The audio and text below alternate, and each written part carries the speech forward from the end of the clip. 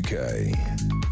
On DAB+, on your smart speaker, on your smart TV, and on your side. This is Talk.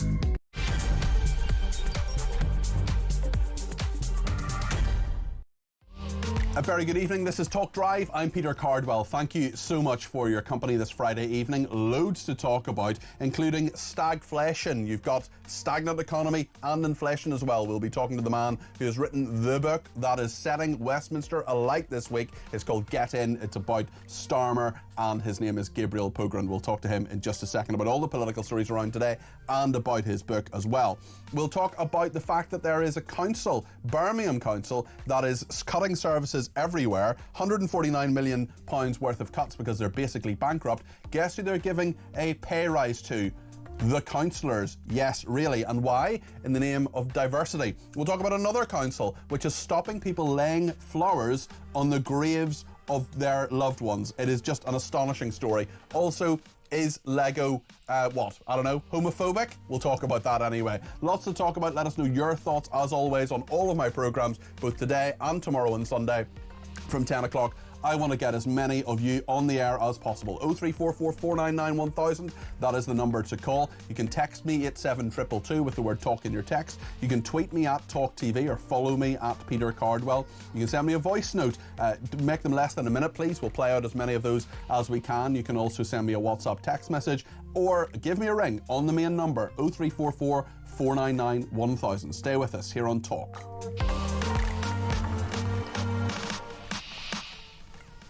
Well, there's loads to talk about politically today. Could we be back to the 70s? Labour facing a new era of rising inflation, flatlining growth and stagflation, according to the Bank of England. We also have a number of polls saying that Reform are doing really well. One at 29%, another one today at 25%. Could there be a three-way split? And is the bloated public sector damaging the economy? Well, you've probably noticed this week, because of the voice coach story from Keir Starmer, that there's one book that is really making political waves. It's out next week. It's called Get In, and it is the inside story of Labour under Starmer. It's released next Thursday. We have the author of it with us now, Gabriel Pogrund, who is the Whitehall editor of the Sunday Times. Gabriel, congratulations on the book, and indeed setting the political agenda all this week for everything from voice coaches to tea bags. Tell us a little bit, first of all, about what else is in the book and what we can look forward to. Well, Peter, you're very generous. I mean, let me begin with a little bit of self-effacement. Our biggest scoop was wholly accidental. You mentioned the voice coach, this woman, Leonie Mellinger, who was in Labour HQ on Christmas Eve 2020. Patrick and I have both publicly acknowledged now that that was all the byproduct of an interview she gave to us to coincide with publication. She only appears in the book in a single sentence. So it is a good example of how... well, I don't know. Did we make our own luck, or I'm not sure if you'd call it. Well, the greatest political serendipity of journalism. The greatest political biographer who is living and perhaps has ever lived, Robert Caro, has a phrase which is "turn every page." So if you interview everybody and you turn every page and you do all your research, these are the way the stories will come. So congratulations on that. Gabriel, tell us how things are for Labour at the moment, because you've been chronicling them, and it's coming out in your new book, which I should say, as you mentioned, is co-authored with Patrick Maguire of the Times, that there is Labour essentially bet the farm on growth. Keir Starmer's been talking about it. Rachel Reeves has been talking about it. They barely talk about anything else. Every policy they have, they're having a big away day today, a 4-hour cabinet meeting where they're talking about how every policy has to mean growth. But these figures that are out there, the fact that the Bank of England has had to cut interest rates to 4.5%, which actually many mortgage holders might be quite grateful for, but the pressure really is mounting on Rachel Reeves. That's quite right. I mean, essentially, there have been two Reeveses in the course of Labour's less than a year in office. The Reeves of the budget and then the Reeves we have before us now. Essentially, a lot of what the Bank of England has remarked upon today is the fact that the rise in national insurance contributions for employers have had a negative effect throughout the economy. And it's a perverse tension, and indeed quite a curious situation we're in now, that sort of Reeves, as you say, has subordinated her entire agenda to the growth word, but then you have the Bank of England slashing rates in an attempt to stimulate the economy because of the actions of the government only months ago. So, I mean, really the question for Reeves is what she can do to deliver a demonstrable impact, an impact which is tangible to people. Starmer often talks about that too, by the way, this idea that unless people feel it in their pockets, it doesn't amount to as much as it might have been assumed to in a previous political era. But they don't have that much time on their hands. I mean, you talk about Heathrow and decisions of that variety, big infrastructure projects, they're going to bear fruit possibly in a decade. And so, Reeves has got an immediate response to today's headlines, which is she's disappointed, but it only underscores the need to go harder and faster in pursuit of growth. But I mean, the question is whether the public is prepared to give them its goodwill and good faith over the coming Parliament, because you've got reform waiting in the wings, and no shortage.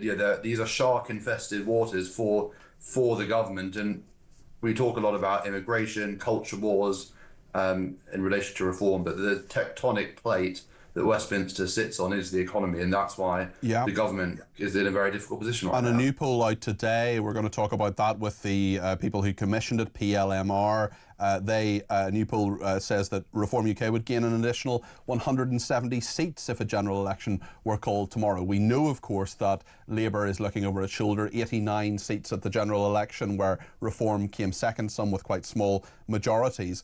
I wonder whether what you make, Gabriel, of what Andrew Bailey, the Bank of England governor, has said in regard to Britain's bloated public sector dragging down the economy. This is particularly in regard to the growth forecast. They thought they were going to be 1.5% for this year, but actually they've gone down now to half of that, 0.75%.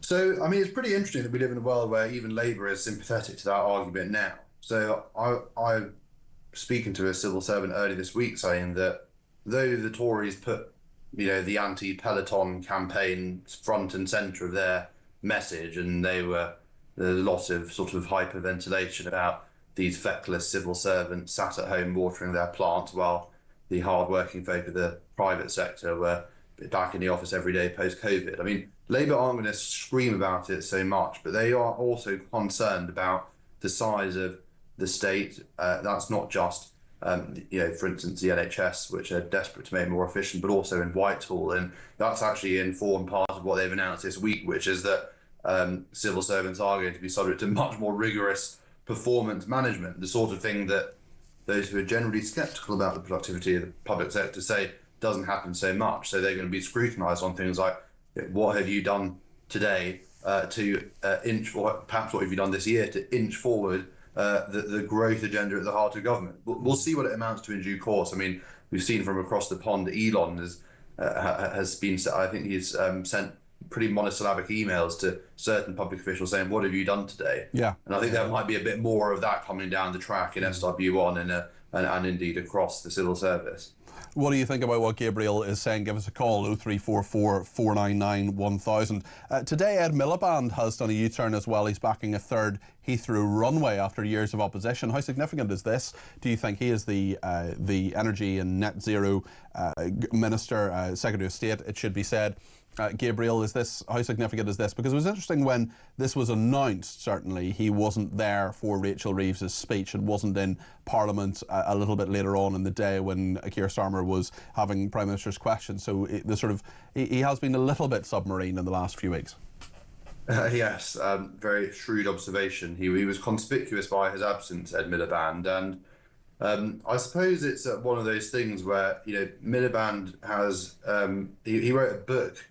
I think it was called Go Big at the start of the pandemic, which slightly irritated certain people upon his appointment to Starmer's top team, insofar as they thought, Labour needed a new Miliband manifesto like it needed a hole in the head. But, last one didn't work so well.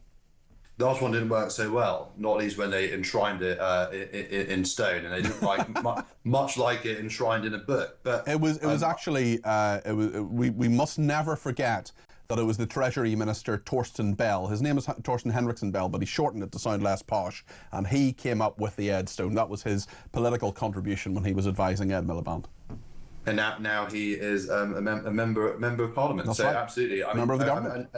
And I think that, the blessing or curse, however you see it, of Miliband is that his views are well documented, and there's no arguing about the fact he has been a trenchant opponent of Heathrow. How much of a problem is that for government? Well, not really, because Starmer and Reeves have been pretty full-throated in their support for Heathrow coming forward with a new plan. I suppose Miliband for now appears to be in a bit of a holding pattern. He's suggested that whatever Heathrow does will have to comply with the government's own climate standards. I mean, look, I think that's probably for the birds. It's pretty clear that whether it's Rosebank in the North Sea or Heathrow down here within the M25, the Labour say that we are basically going to give a thumbs up to anything that has any prospect of heating up the economy. So whether Miliband feels in due course he could stay, I don't know. It might be, again, that because the time horizon's so long, there are lots of individual crunch points, but no one big moment.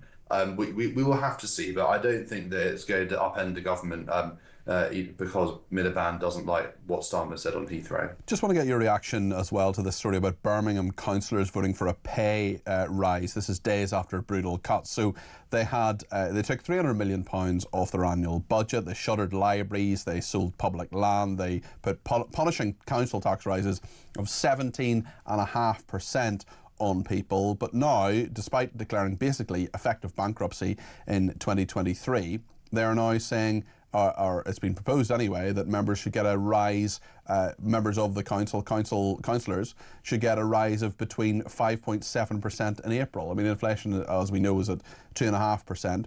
And the Labour leader of the council said diversity needs to be represented in this room so people can stand and serve. What on earth has it got to do with diversity? It's got to do with money.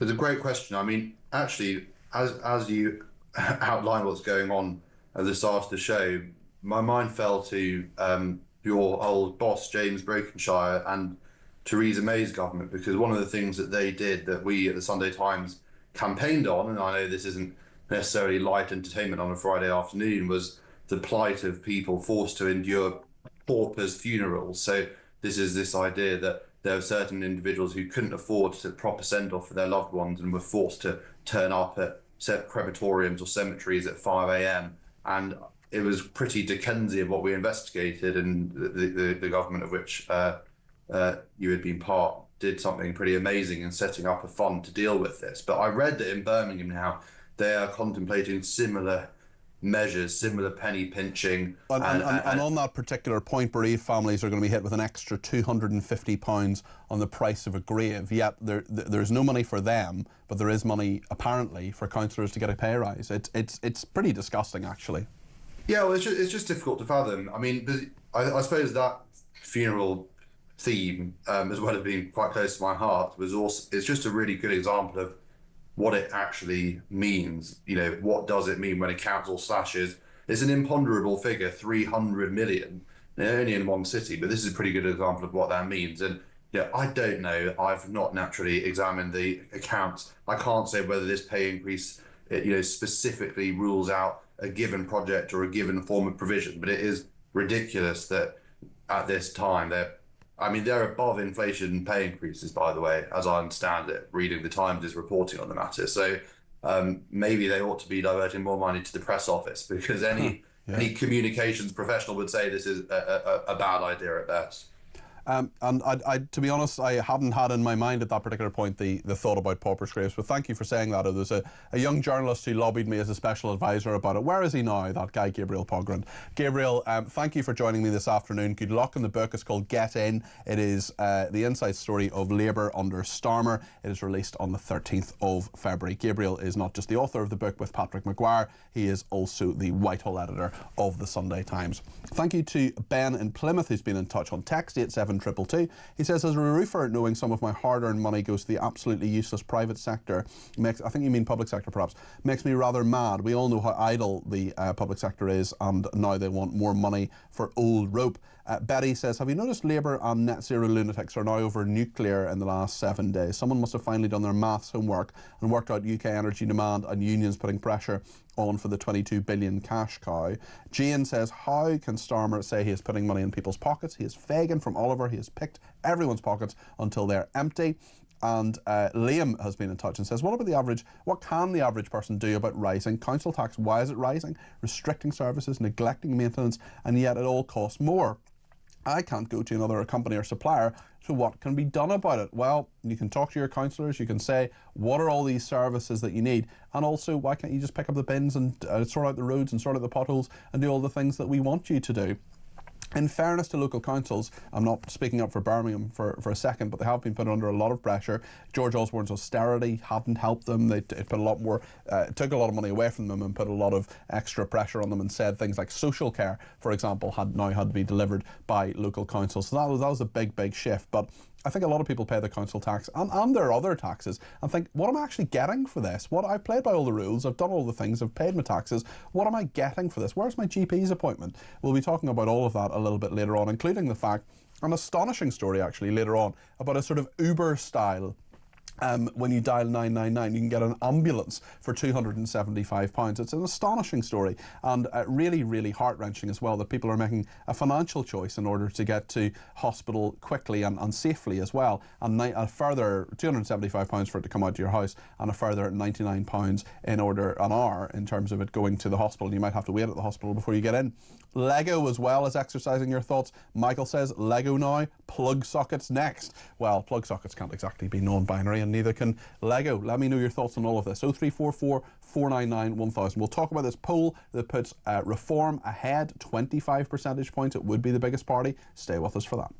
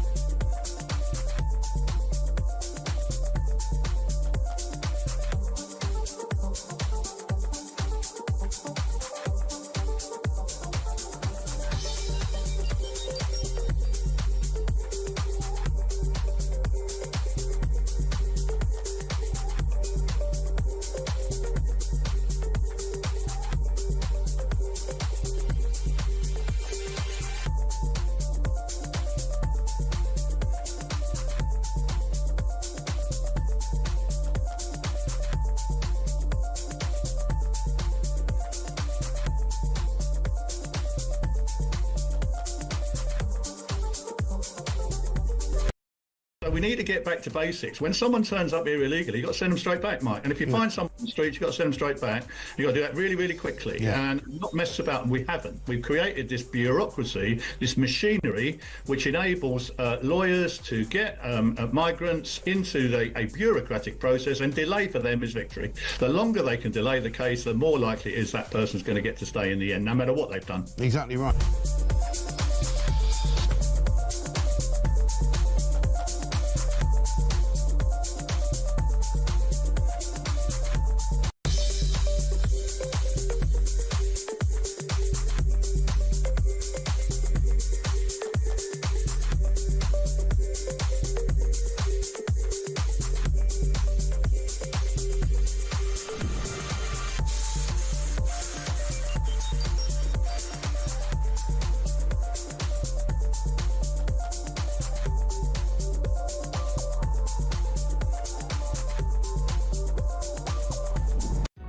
Across the UK, on DAB+, On your smart speaker, on your smart TV, and on your side. This is Talk.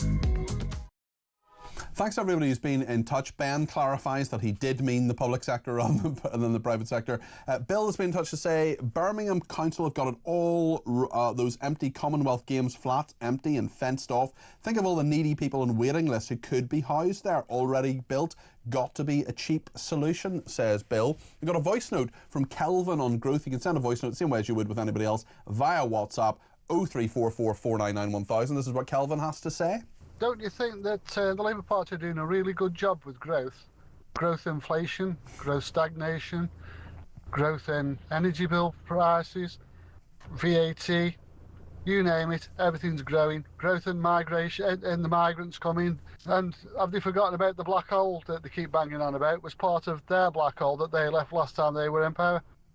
Kelvin, very good points there and very interesting points as well. And this illustrates, Kelvin illustrates brilliantly how Labour bet the farm on growth. They're not getting it, and there are lots of other ways we are paying, including in regard to the tax on national insurance that Kelvin was sort of referencing there as well. There's a big challenge to Labour, not really as much from the Conservatives, but certainly from Reform UK. A new poll out today says that Reform UK would gain an additional 170 seats if a general election were called tomorrow. This would be an unprecedented three-way tie between them, the Conservatives and Labour. Let's talk to Niamh Mercer-Danner. She's an Associate Director of PLMR, which is an award-winning integrated communications agency, which was founded in 2006. This is a poll that PLMR and Electoral Calculus have done, and it really follows a trend of quite a number of polls over the past 2 weeks or so that put Reform UK out ahead. Another poll yesterday putting them on 29%, but this one puts them on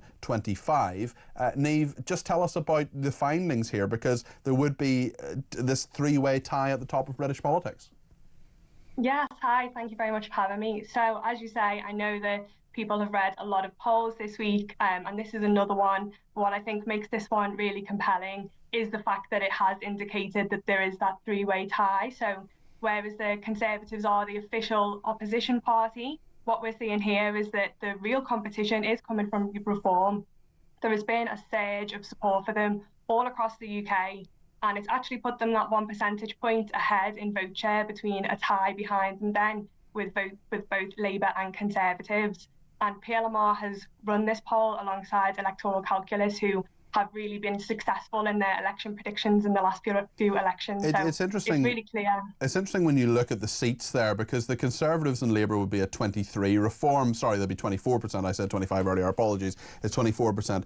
Labour and the Conservatives. But if you look at, if you sort of spread that out in terms of seats, the Conservatives would actually be the largest party, 178.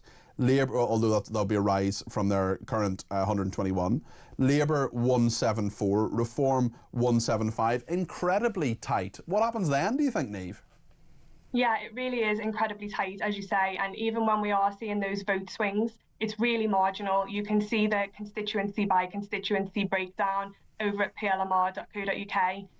But I think that what we're looking at in this three-horse race is that it's quite possible that the next government will be a Conservative and Reform coalition. Mm-hmm. I think that it's so tight. If Labour really want to sort of try and get back in front and keep any sort of lead, what they need to do is, as many of your callers have just been saying, they need to address growth, and they need to address. Let's talk about that their finances. Let's talk about that in just a second, Niamh. But what I want to do is just look at the numbers again, just briefly, because I've just on my phone I've just been calculating. I'm not fast enough to do the mental arithmetic. If you add from this poll what the Conservatives would win, 178, and Reform 175, they would have a majority, but only of 28, and that's quite a small and perhaps quite volatile majority. And there might be people, especially in the Conservative Party, who wouldn't be happy with such an arrangement. So there may well be trouble ahead. Let's talk about growth now, actually. Well, first of all, get your reaction to that about a small majority of 28. Yeah, it's as you say, it's really small. And, you know, we are only sort of 6 months out from this polling, from when the election took place. So there is a long road to go. It's a dramatic shift, though, isn't it? It really is a dramatic shift from where the polls were in July. Absolutely, and I think that does speak to how unhappy people have been, how disappointed people have been. You know, it's not necessarily that the current government was elected because people felt so strongly about what the offer was. I think people just wanted change, and that change so far hasn't been delivered, and that's really where the government needs to focus now if they want to use the next 4 years to turn this around. But they would say they are focused on that. The problem is that they say their inheritance from the Conservatives was terrible after 14 years. They would also say that, you know, these growth forecasts going down, it seems, you know, it's only been 7 months, but whatever the government appears to do or tries to do in growth goes wrong for them. We've had the changes in the forecast from 1.5 percentage points to 0.75 by the Bank of England in the last day or two. It just doesn't seem to be going right for them. No, it doesn't. And I think another really interesting thing about our poll is that what it's shown us is really underpinning the sort of swing in these votes is financial pessimism. The poll shows that half of people across the whole UK are feeling really pessimistic about their personal finances. They don't think they're going to get better in the next year. And this actually rises to 71% of people who are intending to vote reform feel really pessimistic about their finances. 68% of Conservative voters feel the same way. So that's very interesting, Niamh, isn't it? Because we're looking not just, I mean, there are some people who write off Reform UK completely incorrectly as a single issue party on either Europe or immigration or a combination of the two. But actually, what your poll is showing or suggesting is that personal finance, the cost of living, how people interact with the state, all of that is a very, very big part of this. Yes, that's absolutely correct. And Reform are, you know, they are sweeping up a lot of votes, and they're picking up a lot of disillusioned Labour and Conservative voters in economically stagnant areas, is what this poll uncovers. It shows us that only 12% of people across the whole of the UK actually feel optimistic at all about their finances. So you mentioned that potentially what the Labour government is doing isn't working in terms of driving growth.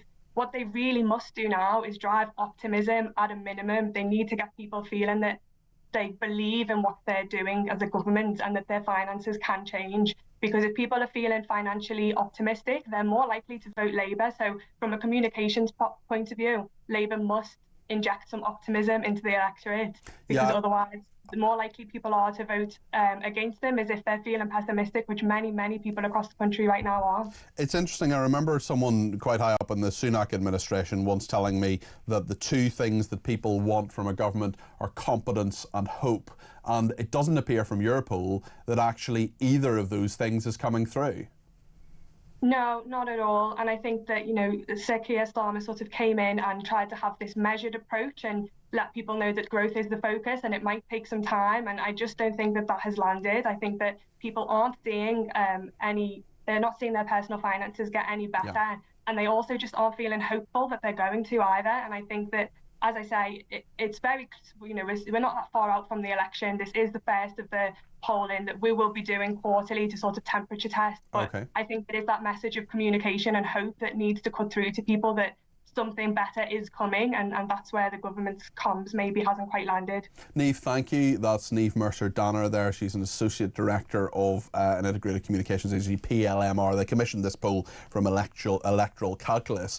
A poll is, of course, only a snapshot of where things are, but there have been quite a few of them over the past 2 weeks. In fact, every published poll that I've seen has Reform out in front. Let's talk to James in Staffordshire. He's my first caller today. 0344 499 1000. James, what do you make of this? Where do you think Labour are? Good evening, Peter. Hi. It's a pleasure to talk to you. First time I've talked to you. Thank you. Great to talk to you too. You speak to an awful lot of people on the street, etc., etc. You canvass your friends. I honestly think that Labour get the Red Star Trek shirt award. Explain that to me. The red Star Trek? What does that mean? Yes, it's the Red Star Trek shirt. Because if you remember rightly, it was always the security guard that died first, and he always had a red shirt. Ah, okay. Yes, my Tech Up Dave, who's the pushing the buttons today, he's a big Trekkie, I would imagine. Okay, so you think Labour basically lose most of their seats in the next election? Absolutely. I mean, the thing is that they've already gone past their poll tax moment in so many different ways. I mean, and every day is clown day. Every day is something that somebody's, Miliband and this, that, and the other. They honestly couldn't get it more wrong if they really put effort into it. Yeah. Well, listen, I think a lot of people feel that way, and we did ask to speak to the Labour Party this afternoon, but no one was available. James, thank you for your call. First time you've chatted to me, but I hope not the last. Do give me a ring again. Jane says, perhaps before councils get any more money, people need to see where it is spent. After paying a fortune to the top brass, many councils waste money on pet projects, and once that is done, there is nothing left for essential services. Nick has been in touch about ambulance waiting times. I was recently in A&E for a suspected broken ankle. The waiting time for an x-ray was 18 hours. 17 hours. I came home. My brother was told treatment for a hernia was between 5 to 8 years. 5 to 8 years to treat a hernia. That is astonishing, Nick. Thank you to Cliff in Berkshire, who says, good afternoon, Peter. If reform did get in, would they be allowed to put their policies in place? The civil service, the mainstream media, the human rights groups, the environmental groups would all resist them and probably tie them up in the courts. Could they get their agenda into law? Well, Nigel Farage certainly believes they could, and they would see that, of course, as many obstructions that you mentioned there. They say that they could get their agenda heard. And I suppose the question for the Labour Party, it's a very interesting one as well, is, you know, they blamed so many people. They blamed the Corbynistas, they blamed various senior people in Labour, now they're blaming the civil service. Well, actually, if you're in the government or you are the governing party, surely, and you have a mandate, surely it's your job to get the job done. We'll talk more about that. Let me know your thoughts. 0344 499 1000. We're going to talk in a second about this Lego story. This is utterly bonkers. It's basically, it's sort of slightly hard to describe because it's so crazy, but it's essentially at the Science Museum in London, which of course is one of the biggest and most important museums in the country. There is a guide to it devised by a gender and sexuality network at the museum, claiming in the, I promise you it's called Seeing Things Queerly guide, that Lego adds credence to the view that there are only two genders. It's not a view, it's a fact, but anyway. This is because people supposedly describe Lego bricks as having male or female parts that are made to mate with one another. It's so bonkers. We'll get into it with Matthew Hulbert, who's a political commentator, and Andrew Allison, who's head of campaigns for Popular Conservatism. I want your views as well. Let me know your thoughts. 0344 499 1000. Stay with us here on Talk.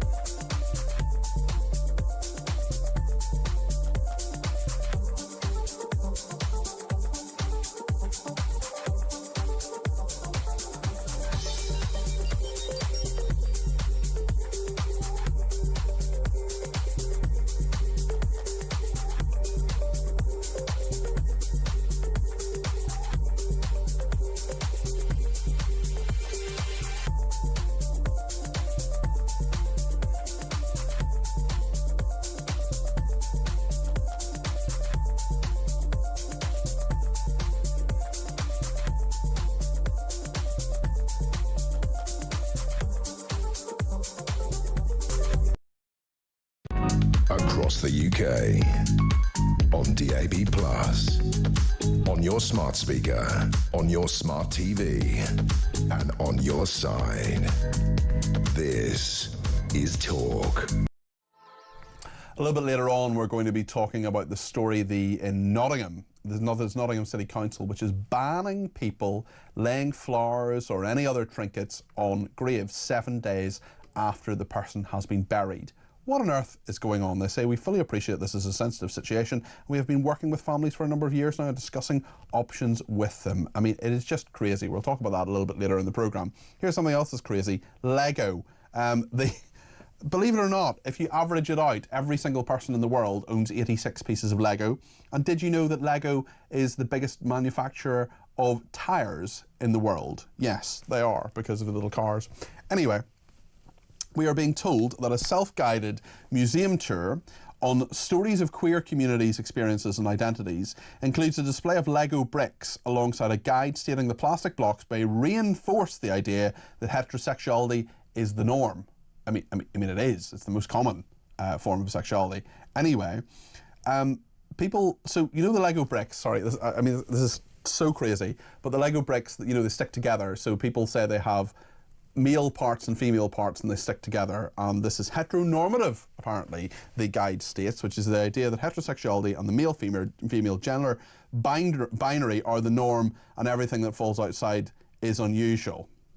The Science Museum Guide claims that people think the top of a brick with sticking out pins is male, the bottom of the brick with holes to receive the pins is female, and the process of the two sides being put together is called mating. Yes, really. Matthew Hulbert is political commentator, and Andrew Ellison is head of campaigns of popular conservatism. Matthew, what do you make of this? Well, good afternoon, Peter, and to your fellow guests, and of course to your viewers and listeners. Well, I must admit, before these past few days, I'd never really had to consider the gender of Lego pieces. I must admit, I wasn't particularly a fan of Lego as a child, but I have a nephew. You weren't a fan of Lego as a child? Really? No, well, not particularly. But I have a nephew who is a big fan of Lego.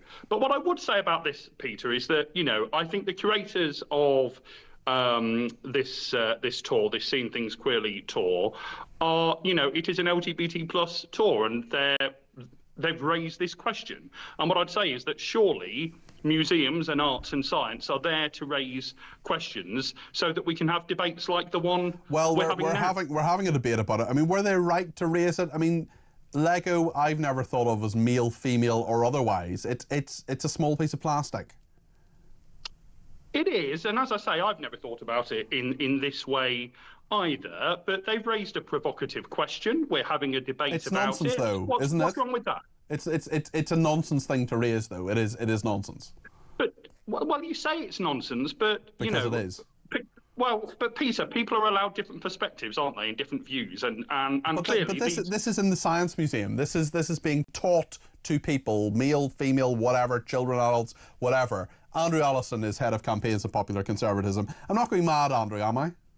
No, I think I am, though. And I mean, good job to Matthew for trying to defend this. I mean, my son's 8 years old. He loves playing with little pieces of Lego. And I've never heard him once say, here is a male brick and here is a female brick. I am now going to make them. I mean, why do we have to sexualize everything, Peter? I don't know, and I'd really rather they didn't. I also don't want children to think about mating. I want them to be innocent and have childhoods and not worry or think about. I think it's fine to say, like, you're a boy, your friend's a girl. It's absolutely fine to have age-appropriate things where you say, obviously, only boys go into boys' changing rooms and toilets and things like that. That's fine. I understand that. That's what I was taught as a child. I think that's fine. But to talk about the gender, or the sex more accurately, of bricks, of plastic bricks, just seems to be, to me anyway, a very strange extension of this agenda, Andrew. Well, it's got nothing to do with science, has it? Yeah, it's a very good point. Absolutely nothing to do with science. Do you think it's got anything to do with science, Matthew? Well, I mean, in the sense that I think what we need to remember is that this is an LGBT plus tour that has been put together by an LGBT plus group. Yes. And I think what you and your fellow guests appear... Doesn't mean they're right. No, it doesn't. But what you and your fellow guests seem to be saying is that they shouldn't even raise these questions. So in actual fact, they're being cancelled. Hold on. One at a time. Let Matthew finish, and then I'll come to you, Andrew. Thank you. Yeah, you folks who on the political right, who are normally against cancelling, are wanting to cancel this group being able to have their say. I don't think anybody's talking about cancelling them. I don't think anybody's talking about cancelling them, but they're simply saying that their point is useless. Andrew. Well, quite. I can't put it better myself. Got nothing to do with cancellation, Matthew. Absolutely nothing. What has the alleged, and I can't believe I'm even saying this, the alleged gender of a piece of plastic Lego got to do with science?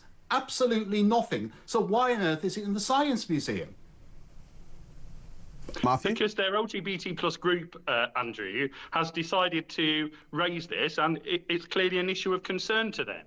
And so good on them for raising it. Why do you say good on them for raising an issue of what? It's not an issue of concern. They're saying that the idea that Lego is heteronormative because blocks are described as male and female. They're saying that heterosexuality and the male-female gender binary are the norm, and that everything that falls outside it is unusual. I mean, it is a fact that the vast majority of people are heterosexual. It is a fact that there are two sexes, male and female.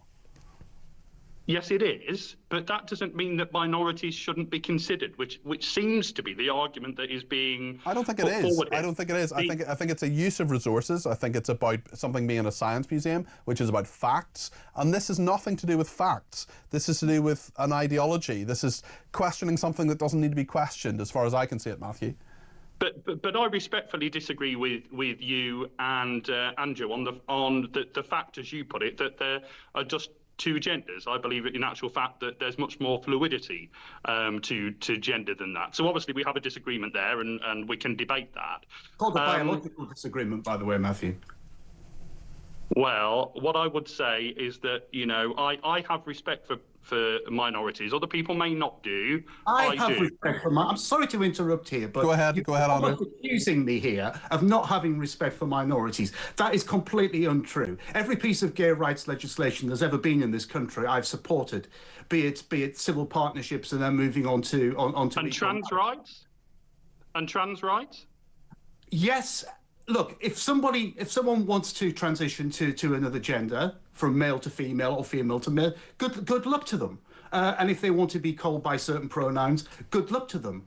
But I mean, if you want to go through this sort of, what's the definition of a woman? Well, it has to be an adult human female. And I believe that a woman who transitions to become a man is a trans man, and vice versa. Do you not believe that, Matthew? I've said this on your show before, Peter, but I'll repeat it. My liberalism, I happen to be a Lib Dem, there's nothing to do with what we're discussing today, but I happen to be one. My liberalism is all about letting people be and do and act as they want, as long as it doesn't infringe the rights of other people to act and do and be. But the fact is, it does. That is my liberalism. Much of the trans argument is, I mean, I largely hold with that argument, but the fact is that it does impinge on other people's liberty. It does impinge on other people's safety. And the idea, I don't want to offend anybody. I don't want to annoy anybody. I don't want any trans person to feel any less of a person than they are. But the fact is that the freedom of trans people to, for example, go into changing rooms or use toilets, that is infringing on the liberty of other people, Matthew. And sometimes there are conflicting rights. I certainly don't deny that. But what I'd say where there are rights which appear to be conflicting is we should start with having respect and empathy for both sides and hoping to come to a conclusion that both sides can agree on, instead of starting at 100% max of outrage and then trying to go on from there. That's clearly not the best way to work. I don't think I've done that. I haven't been outraged by this story this afternoon. I've done nothing but laugh at it. It is so utterly bonkers that you can't actually believe that a respected institution like this museum is actually doing something like this. Do you think it damages their reputation, Andrew? Of course it does. Yeah, of course it damages their reputation. Would you have a conversation with your 8-year-old about this? No. Too young. I don't want to hold on, Matthew. Andrew first. Go ahead. Go ahead, Andrew. Well, talking about male and female parts of Lego, no, because such things don't even exist. Final word to Matthew there. I certainly will be having a conversation with my 20-plus-year-old nephew, James, who still loves Lego, about this, and I'll be interested in his perspective. Okay, thank you both very much. You may or may not know another useless fact about Lego is that it is made from the first two letters of the Danish words leg godt, meaning play well. Although I know, as many Lego fans find, that as soon as you keep buying Lego, you've got to keep buying and buying and buying because you get addicted to it. One Lego fan who is in the control room there is nodding his head about that. And, you know, if you pay the Dane Guild, you never get rid of the Dane. That's what I say. Thank you to Matthew and to Andrew. Matthew Hulbert is the political commentator and Andrew Ellison is head of campaigns at Popular Conservatism. Sexualisation of children's toys is plain wrong, says this person. Simon in Nottingham says the thing about Lego is nonsense. If anyone knows anything about Lego, one Lego piece is male and female, because if they weren't, they wouldn't work. Can't believe this is being talked about, says Simon in Nottingham. Simon, we're talking about it because it's a thing, and loads of people are giving us a ring about it. 03444991000. We'll take some calls on it in just a minute here on Talk.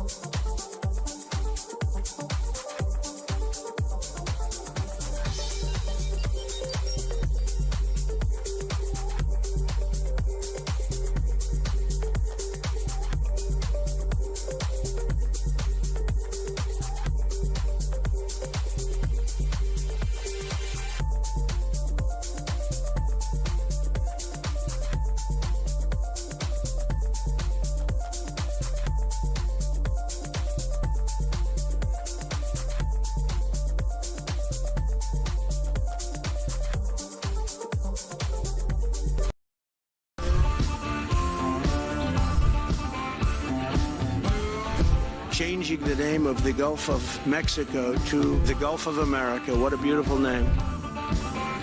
The Panama Canal is vital to our country. It's being operated by China. China. You get rid of that artificially drawn line, Canada and the United States, that would really be something. All hell will break out in the Middle East, and it will not be good for Hamas, and it will not be good, frankly, for anyone.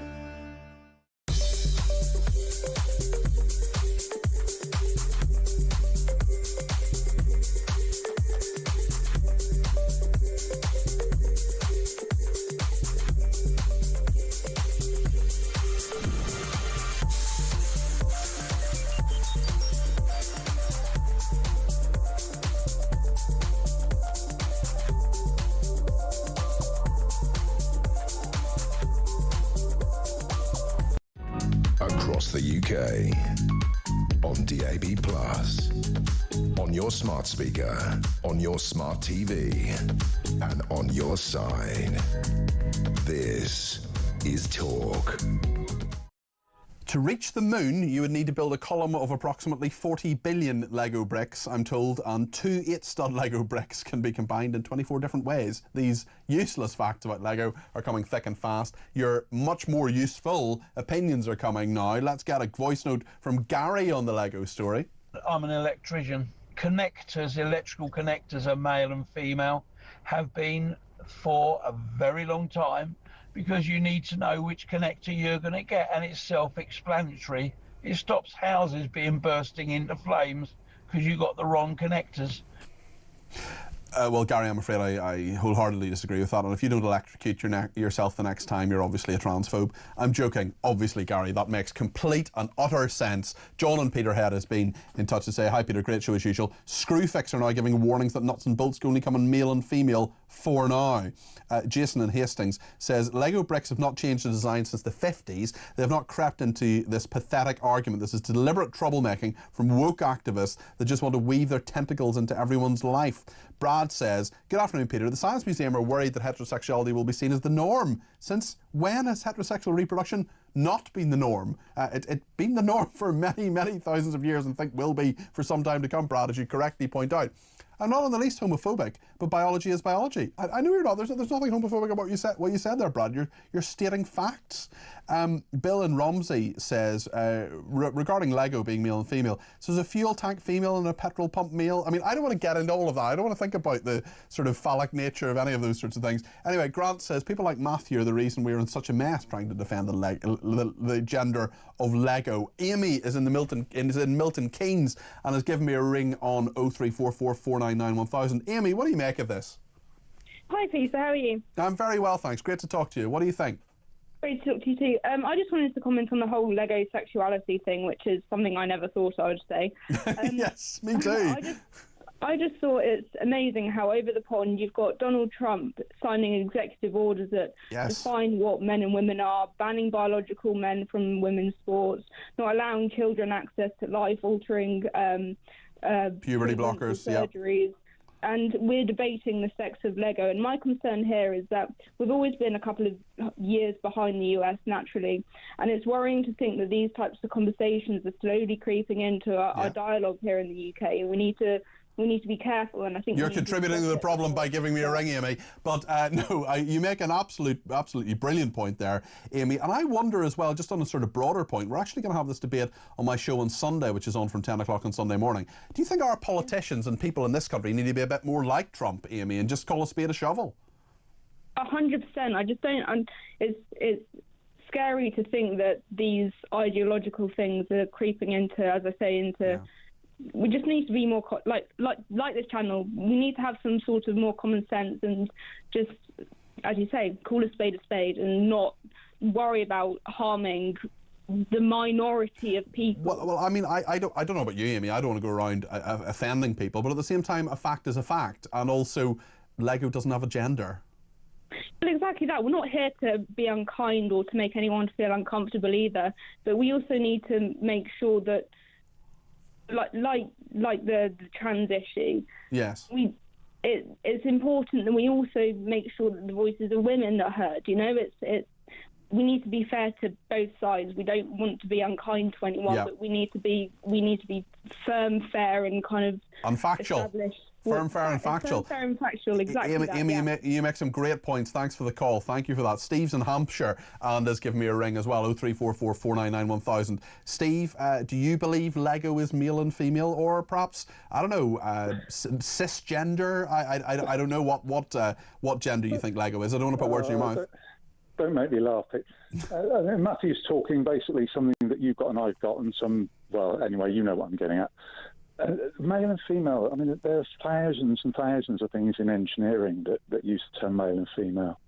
You know, male and female is what holds your car wheels onto the car. It's what bolted the Titanic together. It's what built the country. What a load of rubbish. I mean, well, here's a thought.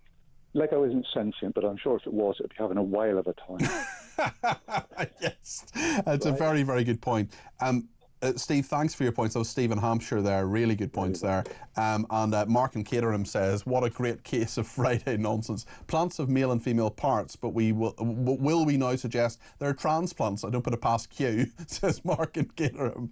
Kevin Southampton says, if we're talking gender recognition of toys, I can go back to the beginning of Action Man. Adventurer, soldier, explorer. He was Action Man, but the guy never had a penis. So it's an interesting point. Is that what I want to think about at 5 to 5 in an afternoon? Kev, thank you. Cliff says, it worries me that a science museum appears to have decided to ignore science. I wonder when the Natural History Museum next door will start displaying unicorns or centaurs. By the way, I believe your state about the number of Lego bricks per person, because I think I may have trod on one of my grandson's bricks in my bare feet. Cliff, the worst one is not Lego. The worst one is when you stand on a plug in your bare feet. That is the killer. That is the worst thing you can do. Smithy has been in touch to say your earpiece is probably plugged into an unnamed socket, yet the plug is called Jack. How misogynistic. Would it be patronising to name the socket Jill? Well, actually, yes. If I can hold this up for people who are watching, there is a little socket here that it is in. It doesn't say, it just says headphones and volume. But is this called, this is called a headphone jack here, yes, that I put it in. But no, it doesn't appear to be male or female. It just appears to be a piece of metal on a piece of technical equipment there. Let's talk to Tina in Greater Manchester, 0344 499 1000. Tina, what do you make of this? Hi, Peter. Well, I was just wondering whether these guys at the Science Museum had ever actually played with Lego, because it comes in so many different shapes, almost every colour imaginable, and the vast majority of pieces have both male and female parts. So doesn't it make it the most diverse and inclusive toy available? It is pretty diverse, actually. And in fact, I've got another useless fact for you about Lego, Tina. There are a total of 3,764 unique Lego elements used in sets that are currently available for sale. Some of those elements come in just one colour. Many common elements can be found in a range of colours. So actually, it is probably, I mean, you think of so many things that children play with, it probably is, as you say, one of the most diverse ones. Yeah, absolutely. And I think we've probably got most of them. Do you have kids, Tina? They're older now, but yeah, we've still got the Lego. Are they still into Lego, or have they grown up? No, it's boxed away, waiting for grandchildren. Do you know what? We still have some Duplo in my house and in my parents' house, with some Duplo and some Lego as well. But yes, Tina, thanks for your call. Really appreciate that. That was Tina in Manchester there. Gaynor says, if a female Lego part is missing, does it mean she may have taken maternity leave? Says Gaynor in Nottinghamshire. Andrew says, I can't believe this is about Lego. If these idiots at the Science Museum knew anything about humans, they know that a Lego piece is a hermaphrodite, as clearly as it's both male and female bits. There we are. Andrew says, with regards to Labour, I reckon people would be more understanding of the tax hikes if they didn't give vast amounts of money away. These islands, the Chagos Islands, for example, the Green Agenda, etc. Also, this Lego news is not only crackers, but someone has been paid a lot of money to come up with this rubbish. I hope you're well, Andrew. I am well, and thank you for that. And yes, it does seem to be a little bit strange. We're going to talk to Gareth Davies in a second. He's the Shadow Financial Secretary to the Treasury. He's for the Conservatives about all these different political issues. Maybe I'll ask him about Lego as well. Would that be fair? We'll also talk to my favourite political correspondent, Alicia Fitzgerald, who will be joining me a little bit in a minute or two, just to give her views on what Gareth is saying. And this story is coming up very soon about a Labour Council banning mourners from laying flowers on a grave. Yes, really. We'll talk to the Good Grief Trust and the Remembering You grave tending organisation about this. I want your thoughts on this as well. 0344 499 1000. Let me know about Lego too. Stay with us.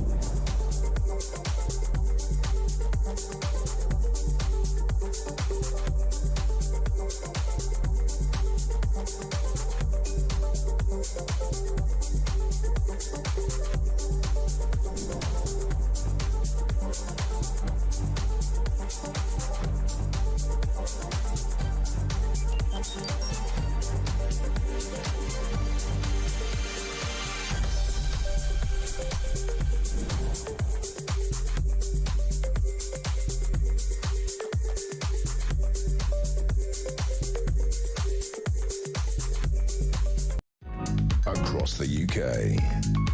On DAB+, on your smart speaker, on your smart TV, and on your side. This is Talk.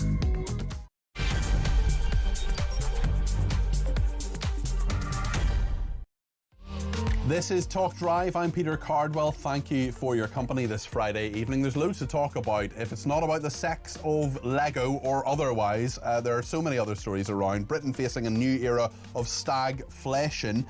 Pressure mounting on Rachel Reeves. The bank is cutting interest rates from 4.75 to 4.5. Maybe that's a good thing actually for mortgage holders, but the problem is if inflation continues to rise. We're talking about a couple of councils as well, and they're slightly mad decisions. Birmingham councillors voting for a pay rise days after brutal cuts, including that people need to pay another £250 for a grave. That's of grave concern in Nottingham as well. Nottingham City Council have banned people laying flowers more than 7 days after a burial. It is a bizarre story. We're going to get into it in a second. Let us know your thoughts on any of these stories. We'll get a sports update as well, I should say, this hour. 0344 499 1000 is the number to call. You can text me 87222 with the word talk in your text. You can tweet me at talkTV or follow me at Peter Cardwell. You can send me a voice note. A lot of people have done that already this afternoon. And you can send me a WhatsApp text message or give me a ring.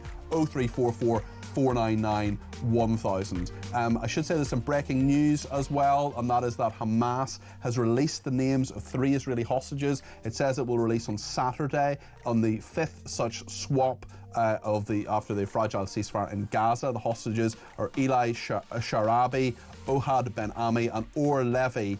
Hamas is, of course, its armed wing. Well, it's basically all armed. They're terrorists. Spokesperson Abu Obaida said on a Telegram post. So Or Levy is going to be released, which is fantastic because we spoke to his relative recently on Talk Drive, and perhaps we'll get him on my weekend shows, which are from 10 o'clock tomorrow and Sunday. Lots to discuss. I want you to let me know your thoughts. 0344 499 1000. Stay with us here on Talk.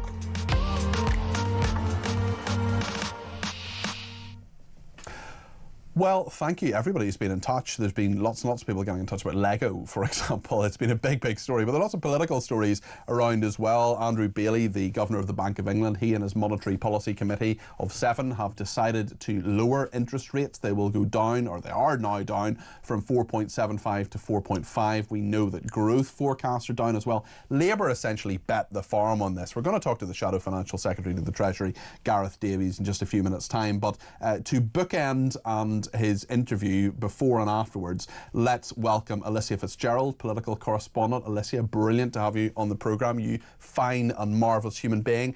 What do you make of the fact that this interest rate cut has happened? We're looking at stagnation and inflation at the same time. Labour's bet the farm in this and it hasn't worked. Before I answer this question, can I just preface by saying that to anyone watching, I'm not wearing a dressing gown, it's a jumper, and I just realised that it looks like I'm wearing a dressing gown. You see, that's exactly what someone wearing a dressing gown would say. I mean, I'll stand up and show you if you want, Peter, but I just wanted to everyone knows that I'm keep not it clean. Keep it clean. Disrespectful. Okay, well, we accept that. Can you talk about politics now? Yeah, cool. Well, I'll answer the question now. I mean, it's not exactly a glowing review from Andrew Bailey. I mean, obviously, he decided to cut the interest rates, which, as you say, is a bit of a double-edged sword. It's not great for savers because it means that they'll earn probably less interest on their savings, but it is really good for people with mortgages, for example. So definitely mixed reviews on that. But the overall review on Rachel Reeves' policies has been really, really poor. I mean, this review from the Bank of England said that her latest growth plans, those that were unveiled in that speech last week, will add nothing, quote, to GDP in its forecast horizon. And for a government who are prioritising growth, we can see on that sign there, kickstart economic growth, it has been pretty much their buzzword since they entered number 10. It's not a glowing review from one of the biggest and most important financial institutes of the country.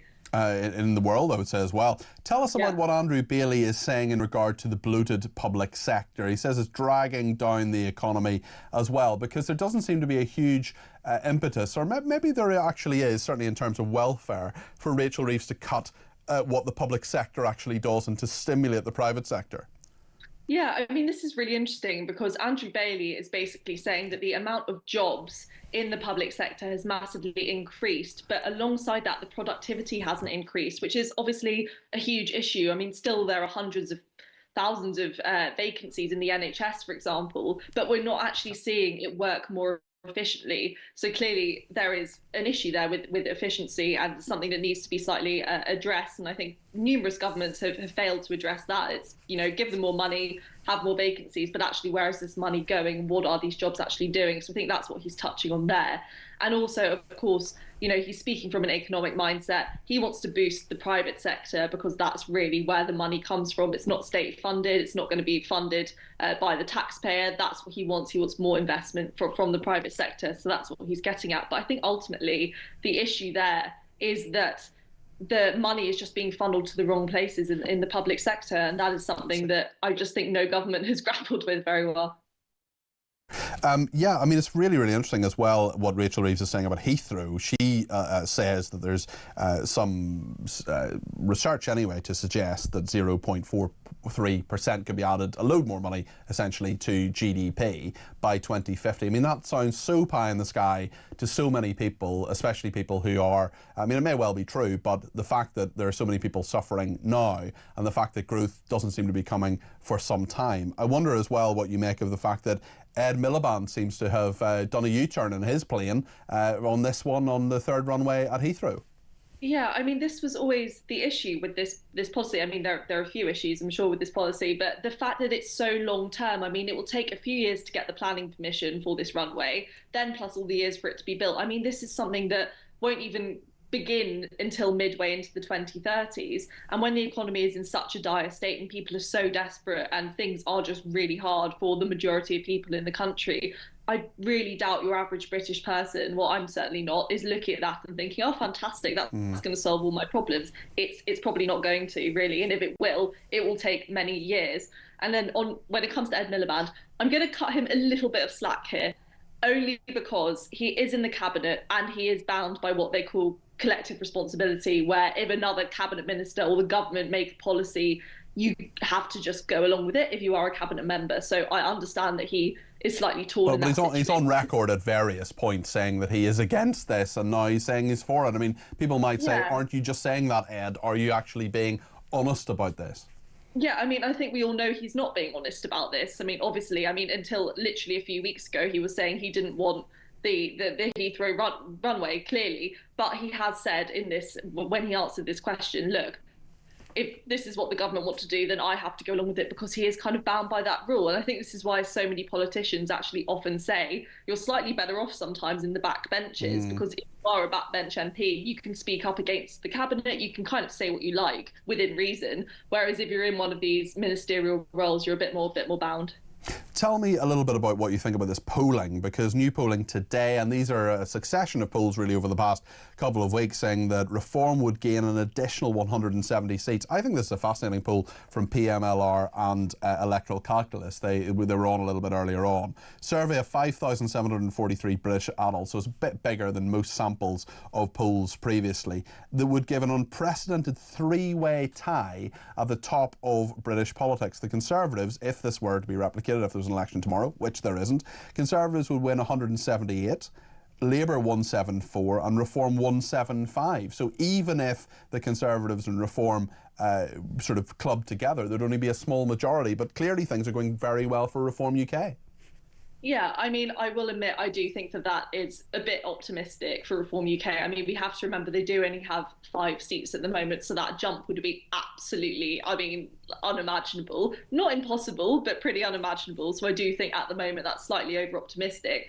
But I do think it follows a trend in pretty much all the polls, suggesting that people are way more likely to want to vote for one of the smaller parties, particularly Reform. They're polling really, really highly. And that is because I think people, they had the 14 years with the Tories, they're disappointed, nothing changed, they feel annoyed at the mainstream politics. They then said, let's give Labour a shot, things are going to be different, and they don't feel like they are, and they haven't got that hope and positivity there for them. So I think people are turning to these smaller parties. They're liking the messaging of someone like Nigel Farage, of someone who's leading a smaller party, and thinking it's worth taking a chance. What have you got to lose? I guess I think that's people's mindset. Certainly, and it's interesting as well when you see a number of councils which have really flown in the face of what a lot of people really want them to do. We're talking about Nottingham City Council a bit later on, and graves, and the fact that they're telling people they can't lay flowers on graves. But Birmingham Council is a very interesting one, because we've been covering this story for quite a while on this station.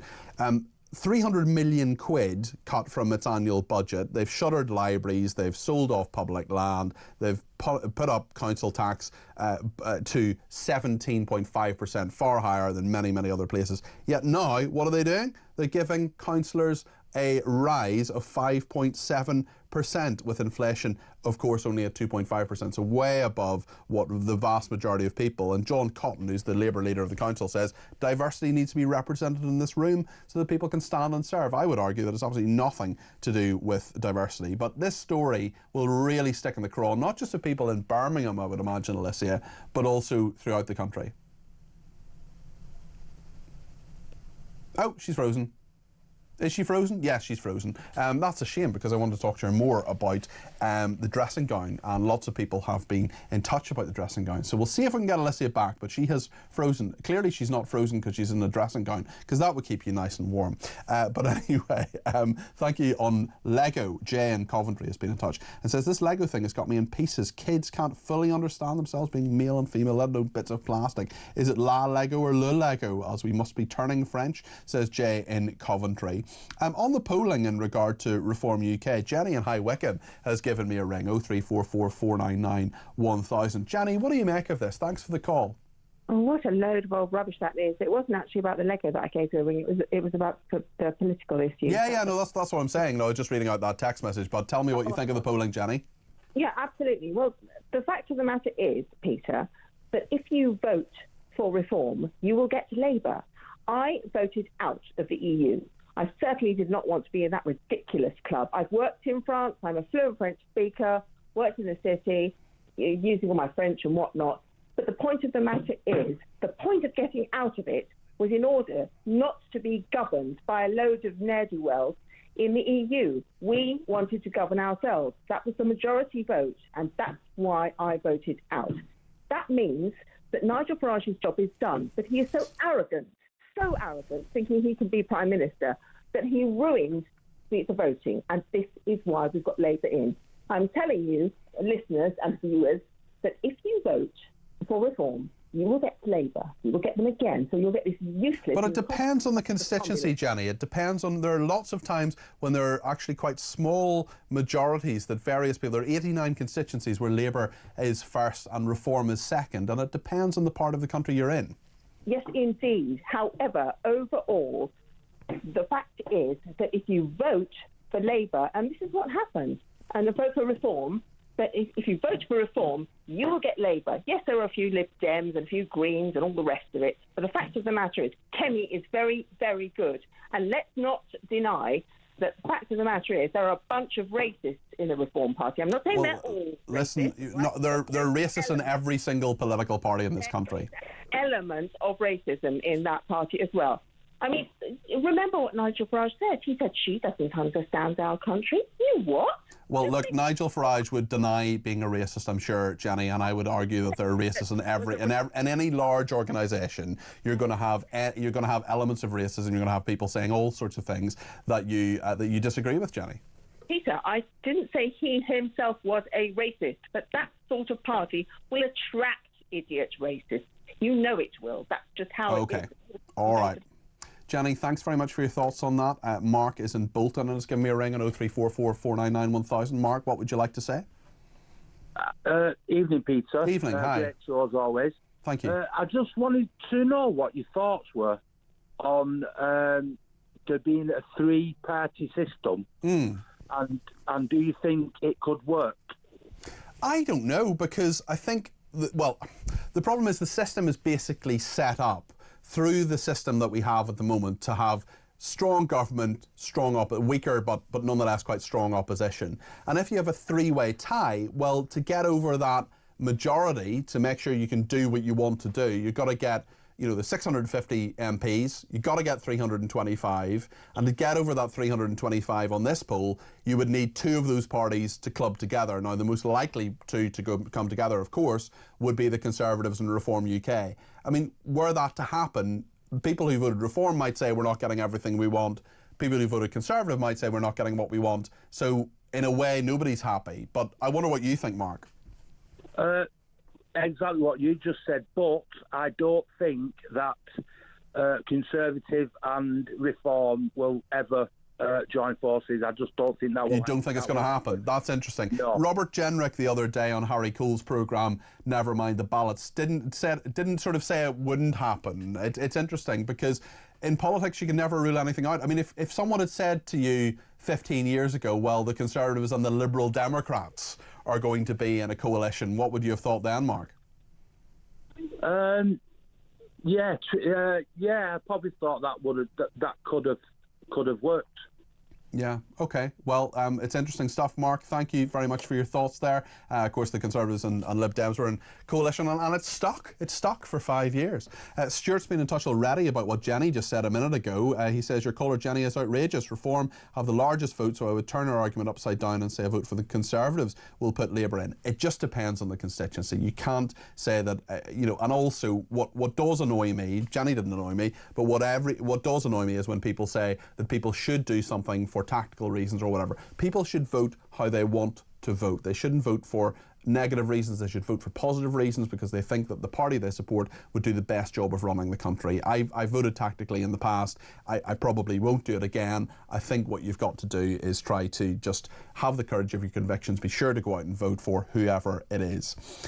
Stuart says, Alicia thinks a jump, another Stuart thinks Alicia thinks a jump in seats for Reform would be unimaginable, but would any of us have imagined a Starmer-led Labour having such a majority as they do? It's a good point, actually. Good to see you. Quite a few people getting in touch about Alicia's alleged dressing gown. Brad in Cambridge says, sorry Alicia, that is a dressing gown all day long. Either that or you're ready for judo, says Brad in Cambridge. We're going to talk in just a second about something else. Apologies about Gareth Davies, by the way, the Shadow Financial Secretary to the Treasury. He wasn't able to make that interview for reasons that are still unclear to me. We will be inviting him on. He is welcome anytime between now and 7 o'clock if he can jump on a Zoom to have a chat with us, and we will be contacting the Conservatives about that. In a second, we're going to talk about the Labour Council banning mourners from laying flowers on graves. Stay with us.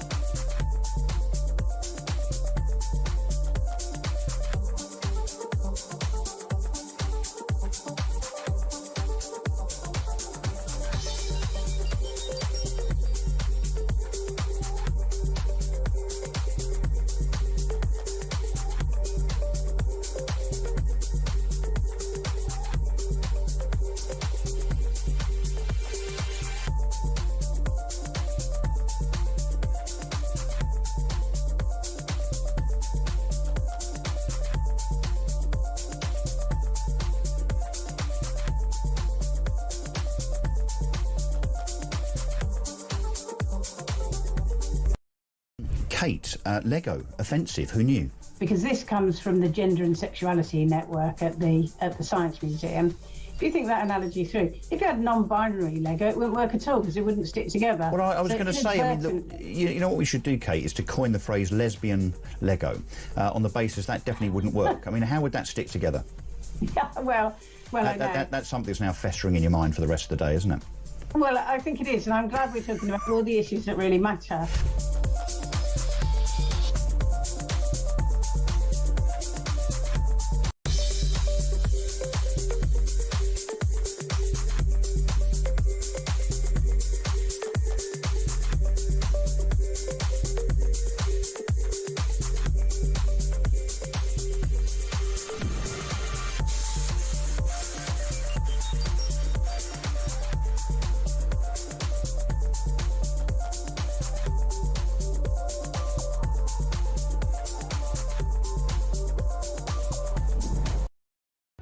Across the UK, on DAB+, on your smart speaker, on your smart TV, and on your side. This is Talk. Thank you to everyone who has been in touch regarding Jenny. What a condescending person. This person says, I will vote for the party I want. I will not vote for a party I don't want. Reform all the way. How dare that Jenny say that reform attracts racists? She is reverting to the typical Labour tactics of trying to cancel and go on to the racist baseline. If you're losing an argument, they call them a racist, disgusting and disgraceful, says Jason from Worthing.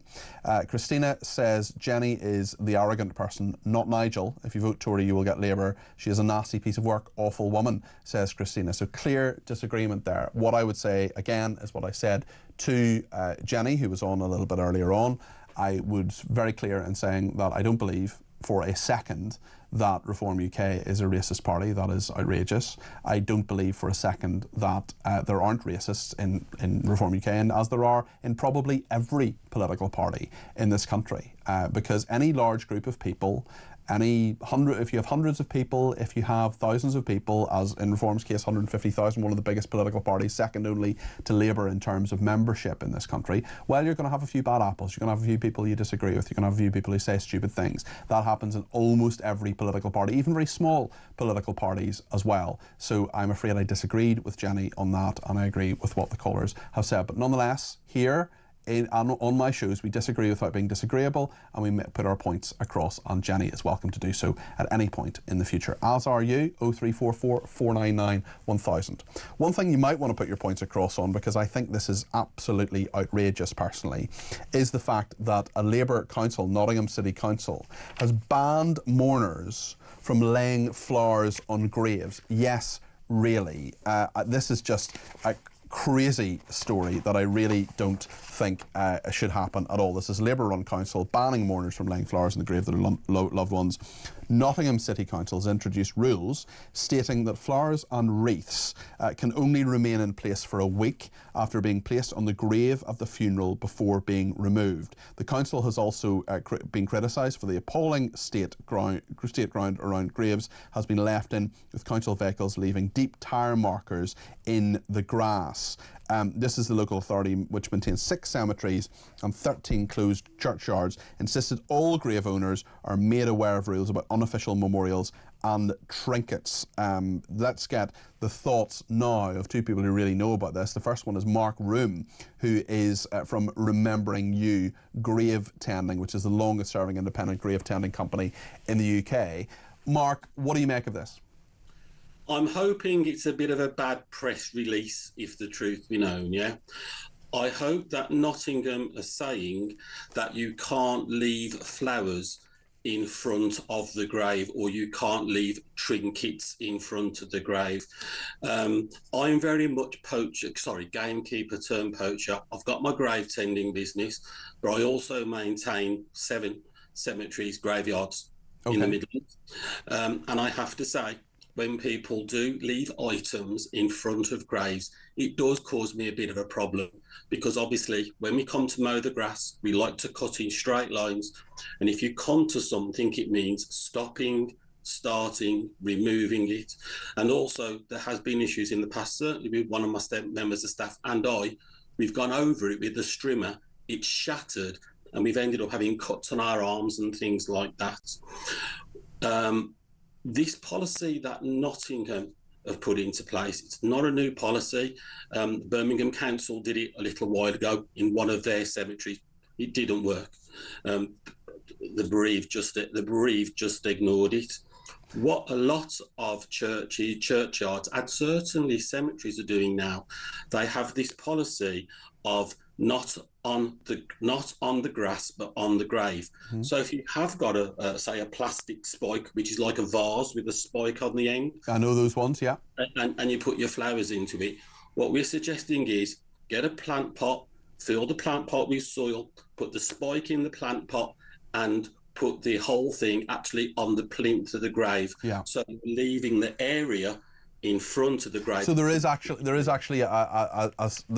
a way around this. Just to give Nottingham City Council their due here, a spokesperson, we don't know if it's a man or woman, maybe they don't know either. We fully appreciate that this is a sensitive situation, and we have been working with families for a number of years now and discussing options with them. Nottingham City Council says there are two types of graves at our cemeteries: traditional graves that can have a headstone and a larger curb set, and lawn graves which only allow headstones or an option for a smaller curb set surround.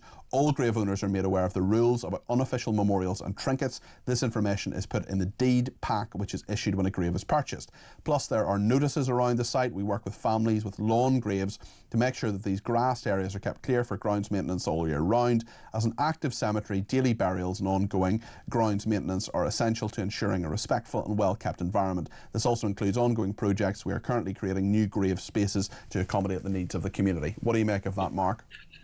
First of all, what they said about the deep tyre tracks in the area, unfortunately, by virtue of what graveyards are, the land is always moving. So, for example, if you have a recent interment and you've got a stone next to it, when you open the one next to it, and they backfill the hole again, the soil is loose, and sometimes the stone next to it can start to leak. Yes, I've seen that, certainly. But I suppose the key point here, Mark, is just that, you know, on an anniversary of my father did it when my grandmother's anniversary. She died a few years ago. You just lay some flowers, say a little prayer, perhaps, if that's your thing, yep, and head off. And you sort of think that is something that's it's a perfectly reasonable way to remember. Yet here we have Nottingham City Council saying actually it's not.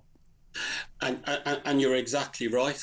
If I certainly, I'm a senior contractor for the Lichfield Diocese, and when it comes to Christmas time and wreaths, Christmas in the Christian calendar, of course, yeah, literally only finished on Sunday. Mm-hmm. Sunday just gone, yeah. So we have literally started taking off our Christmas wreaths. Then now we always allow people to lay Christmas wreaths because obviously they're not cutting the grass, yeah. The only other time we allow any type of memorial in the grass is Armistice Day. We can get the little wooden crosses that you push in front of. And I wonder what Nottingham City Council thinks of Armistice Day as well. Mark, fascinating talking to you. Mark Room there, remembering you, grave tending. Let's talk to Linda Magistris. She is Chief Executive and founder of the Good Grief Trust. That is the UK's leading bereavement charity, bringing 1,000 charities and support services under one umbrella. You know far better than most people, Linda, that it is incredibly important to grieve. And the way that people often do this is leaving things on graves. What do you make of this? It's absolutely vital, Peter, that the bereaved families are allowed to grieve the way that they want to grieve. You know, we all grieve differently. We're all completely unique. And the relationship that we've had with that person is so personal to us. So to leave a teddy bear, you know, some flowers, a little keepsake, it's so vital to that grieving process that we're allowed to do that, and that there aren't any rules around what we can leave and when we can leave it, because anniversaries, yes, birthdays, Christmas, those really tender moments that will come and just hit us from nowhere. We have to be able to go to that place that is so special to us and remember and reflect and sit and think and have that time to really process your grief. And that could be any time of the year. So please, we really do plea to those councils and the cemeteries just to be open and compassionate as possible to those families. And as you heard what Mark was saying there a minute ago, he said that this is not the first council that's actually done this. Have you sort of lobbied them? Have you talked to them about this? What about, have people perhaps come to you to say, well, I'm not allowed to do this, or I'm not allowed to do that? Has that happened with your charities and your charitable partners? Yes, we have many people who are grieving who come to us with issues around rules and regulations, and we really urge the authorities to understand the impact of grief. When you are grieving, you are in a fog, particularly those early days and weeks and months. And when the funeral is over, it's the only place that you can go that you feel very close to that person who's died. So we have to give respect to those bereaved families. And yes, of course, we have to manage those cemeteries in the best way possible and have the respect to that family and make sure that we have the groundsmen and they look lovely and they are maintained. Because again, the dignity of those families is absolutely paramount, and we have to consider those families going forward. But please get rid of the rules and the regulations and the judgment around grief, because it is a completely unique experience. But just to say, please, if anyone is grieving, Peter, come to the Good Grief Trust, because we can find them support and what we call help and hope in one place. Certainly, and we're very happy to do that and to point people in that direction. I just wonder as well, not so much leaving flowers and teddy bears and things like that, but there are people who say that, you know, graves should look a certain way, that they shouldn't be, as some people would see them, garish or cartoonish. Or, I mean, I remember seeing, for example, a grave of a child who had died at a very, in their almost in infancy, that was done, the gravestone was done almost like a teddy bear. And some people would say that that was perhaps not the most appropriate thing. Other people will say, well, actually, it's lovely. It's a very, very fitting memorial to that child. And this whole debate around this, really, this is about flowers and trinkets and things that people are setting there. But I wonder, with that kind of wider debate, where you stand on that. Again, it's absolutely vital that we make sure that that bereaved family grieves the way that they need to grieve. You know, I mean, we've got friends of ours, for supporters of the charity, who have had coffins that are disco balls. You know, we've had tractors. We have whatever it is that is pertinent and really important to that family, and particularly the person who's died, to respect their wishes in life and also in death. So to have those Linda Nolan recently, the singer from the Nolan sisters, she had a pink coffin. I expect you saw that one.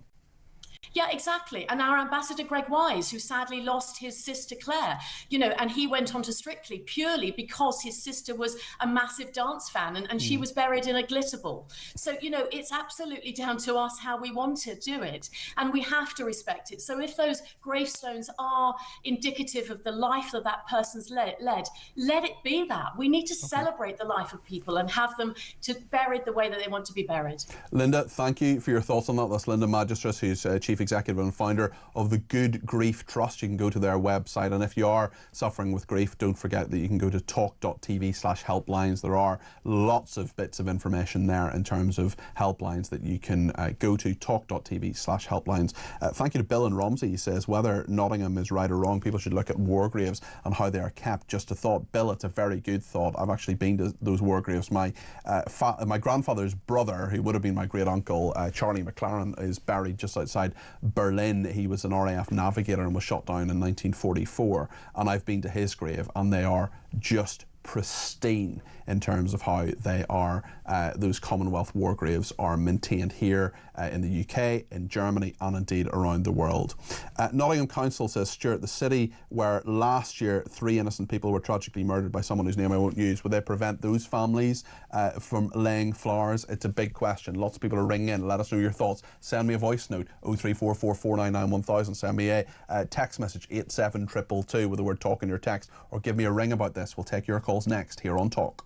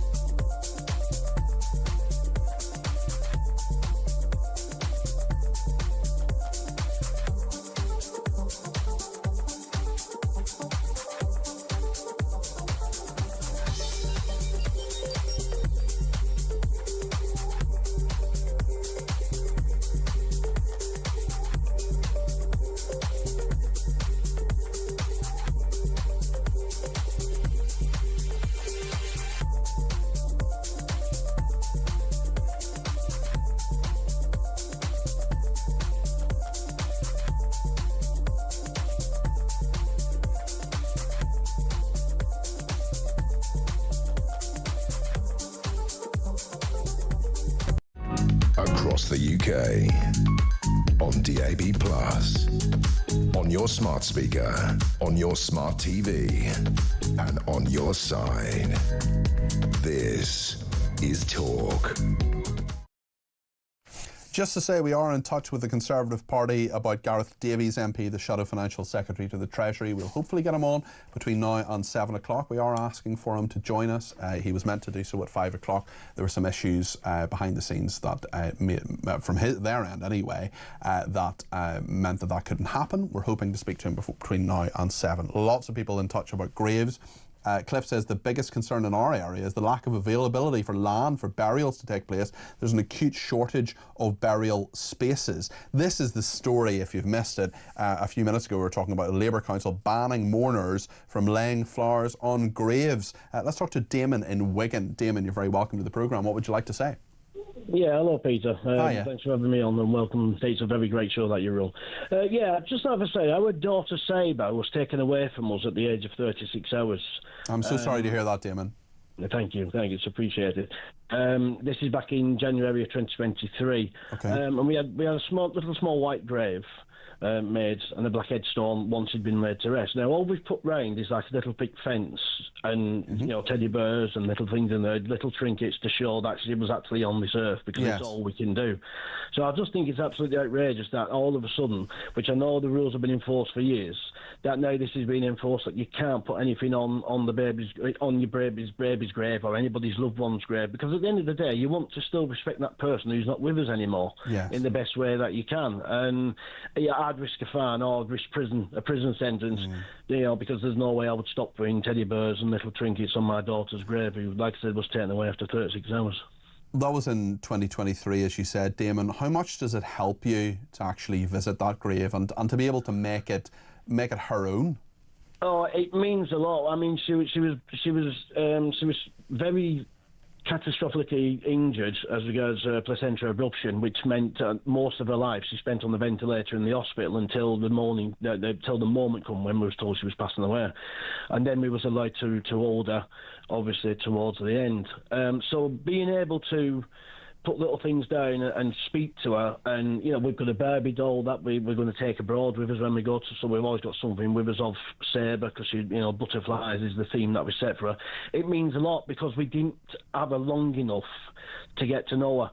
And she didn't know parents because she was so brain damaged, and vice versa. We couldn't do anything for her at the time because the hospital staff, who were fantastic, did everything they could to save her. So it's just nice to have a focal point to go, put something down and to look at it and to be there and just to bring that comfort. So I don't think it's somebody else's right to say, well, I'm sorry, you can't put that on there, you can't put this on there. There's a lot of graves where my daughter is, and some of them go back to the 18th century, and there is trinkets and there is things put on them, and I just think it's wrong that somebody should be able to say, well, I'm sorry, you've got to tear that down because we can't get that. We tend to our own daughter's grave, we cut round it and things like that, and it is a bit of a mess. The graveyard is a bit of a mess, but I don't think anybody's got the right to come and say, you've got to move that because I want to put the lawnmower over it. I just think it's disrespectful. So Damon, what is your message to the person who made this decision, who's implemented this policy in Nottingham? What would you say to them as someone who is a bereaved father, and clearly you're dealing with your grief really well, you're well enough to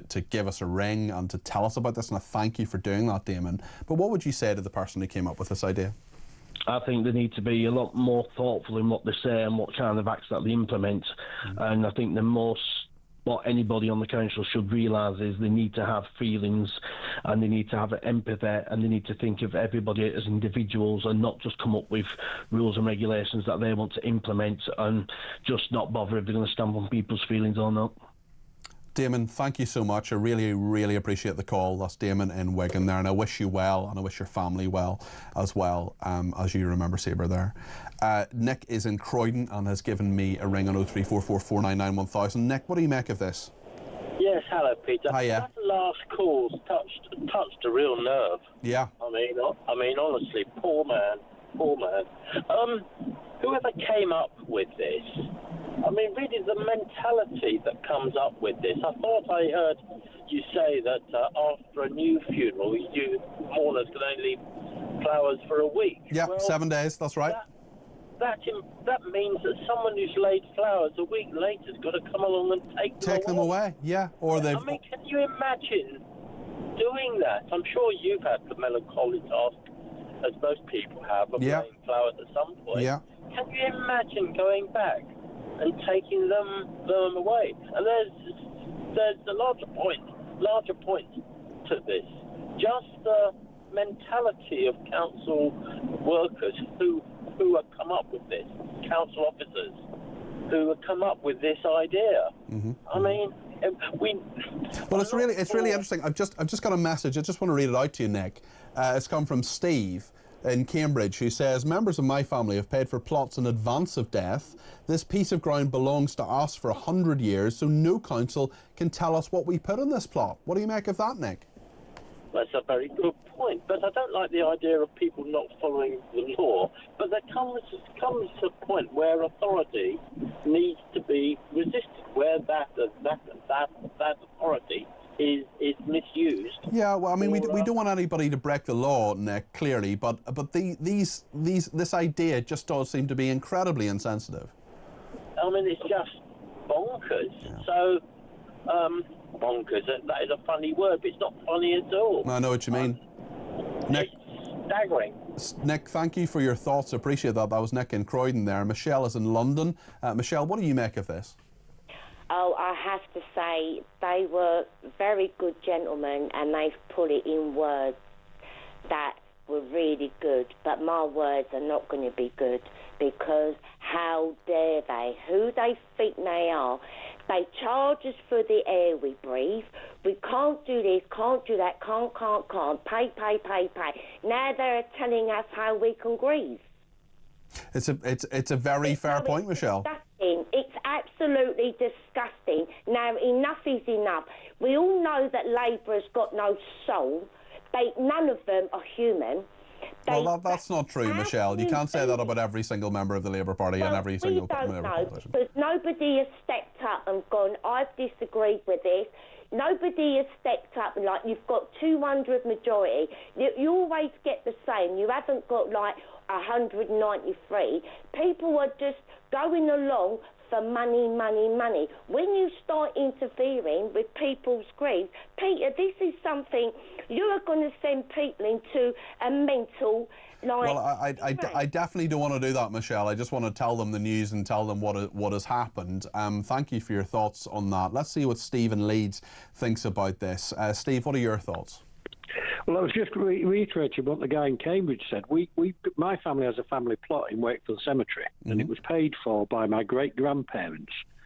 And I think on last count, about 16 members of the family over the years have been buried there. Okay. And it's even passed on through the will, because it's their property. Now, when my father passed away a few years ago, I went to put the ashes on the grave. And there was an official there, and he said, "You can't do that without permission." I went, "I can. It's my land." Yes. The land belongs to me, and if I want to scatter my father's ashes on it, I said, "If you want to take me to court, do it." Well, I heard nothing. And hold on a second. So, all you were doing was scattering the ashes. Were you setting them there, or were you scattering them? No, scattering them there on the grave. Okay, what difference does that make to him? They're ashes. What difference does that make to him? Well, he basically said you need council permission. Oh, for goodness sake. I said, no, it's our grave, mate. I said, if you look at the paperwork, that piece of land there... But even that conversation, Steve, is absurd. I mean, they are ashes. So you had the urn, you're opening the urn, and you were basically scattering the ashes on the grave to lay him to rest, essentially, even though he hadn't been buried. I mean, what does it matter if you do that? Exactly. But the point was that it technically, legally, it's my land. Yeah, exactly. Said, well, exactly. At the end of the day, mate, I'm stood on this square, it's a bit like an embassy in another country. It's my land. It's like my garden. So, and what do you make of what Nottingham City Council are doing about laying flowers and things? I mean, what do you make of that particular idea, Steve? Well, I think on the basis of, to me, what they're doing is illegal. You can't tell somebody else what to do with their land. Well, they say, let me just give them their say. I'd love to talk to them, but what they give us a statement anyway.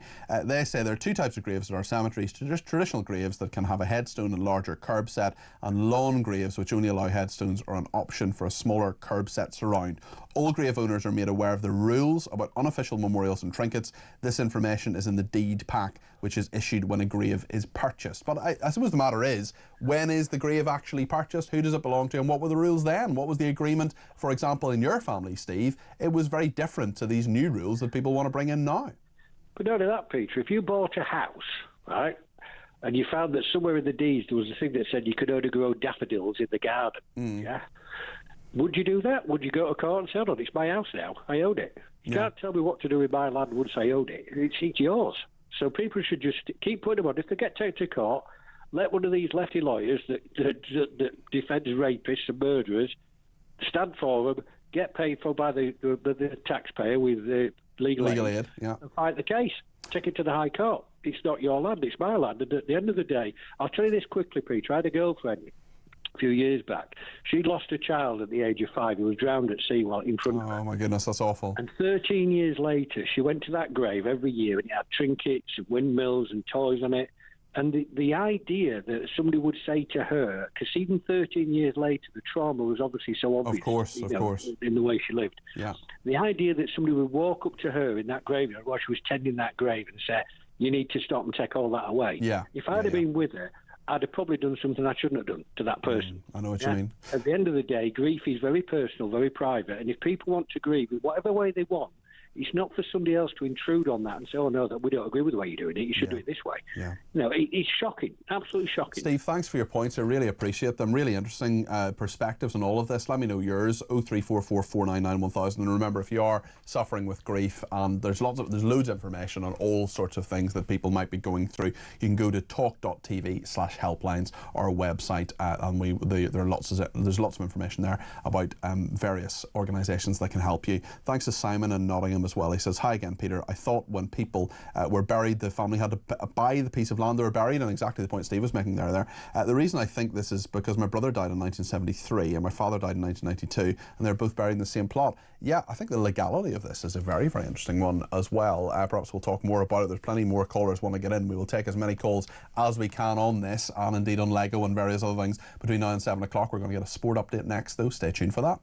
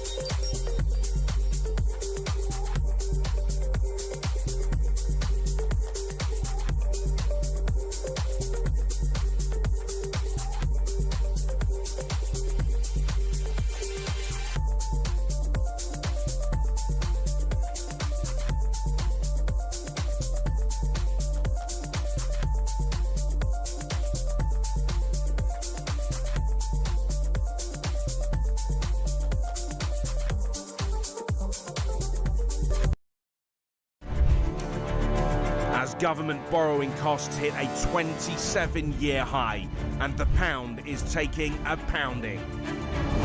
Gloomy economic data is expected to show inflation and growth are off course. Let me ask again, and can you please be clear, will Rachel Reeves be your Chancellor for the duration of this Parliament? Rachel Reeves is doing a fantastic job. She has my full confidence. She has the full confidence of the entire party. Can Rachel Reeves hold on as Chancellor?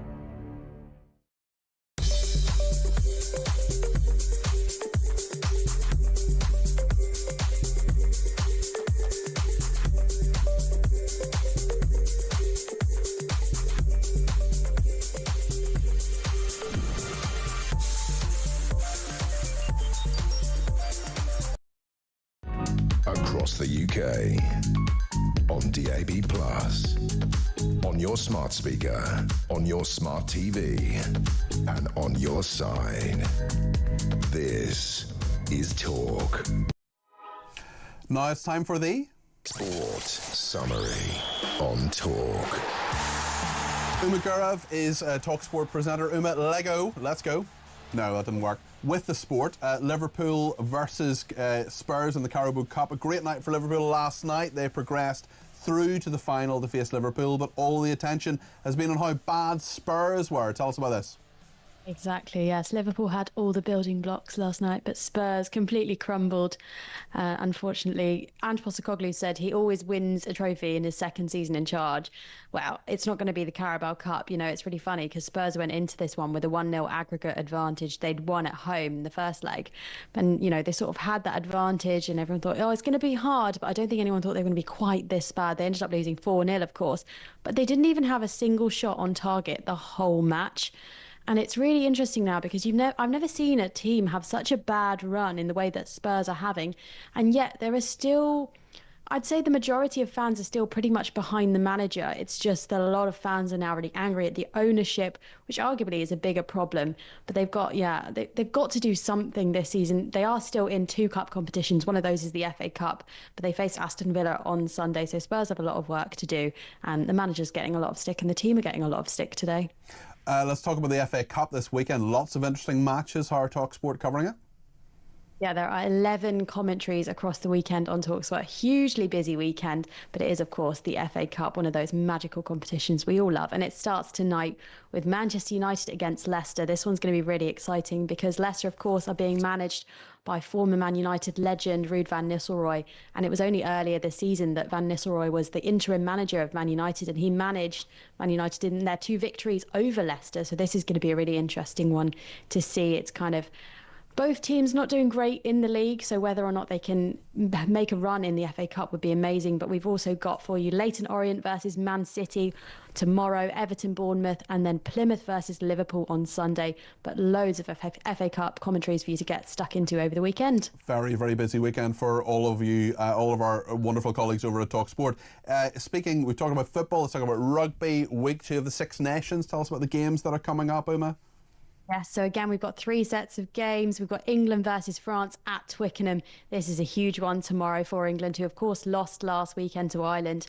So they're not really got going yet. And now they have to face France, who you'd say are probably the best team in the world at the moment. They've got Antoine Dupont, their captain, who's returned off injury.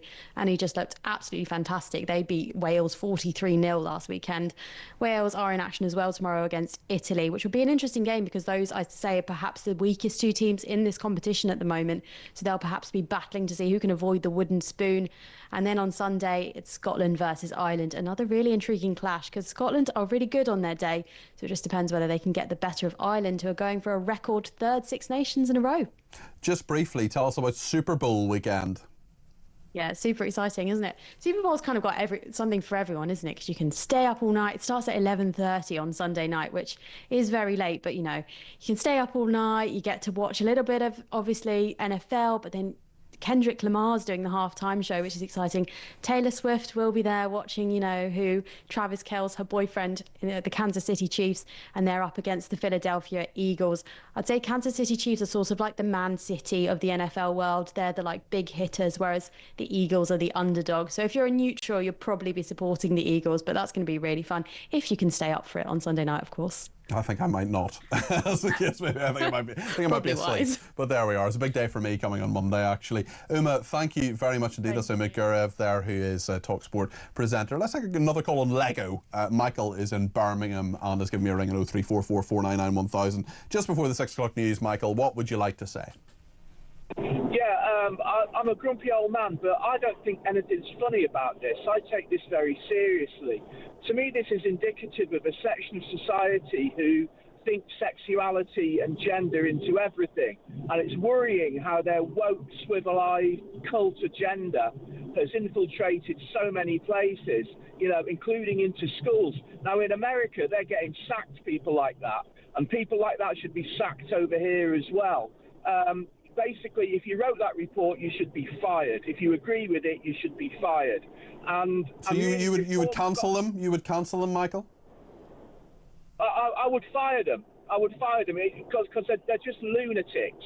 It's absolute lunacy. It's not funny. It's totemic of... I don't think they think it's funny. I think they think it's very serious, actually. That's the point. That's the worry. They think it's serious. But we shouldn't write it off as funny. We should be onto them to try and get them out. And reform should be all over this, getting them in front of the committee, getting them embarrassed, getting them named, getting them shamed. Well, we're talking about it in this show.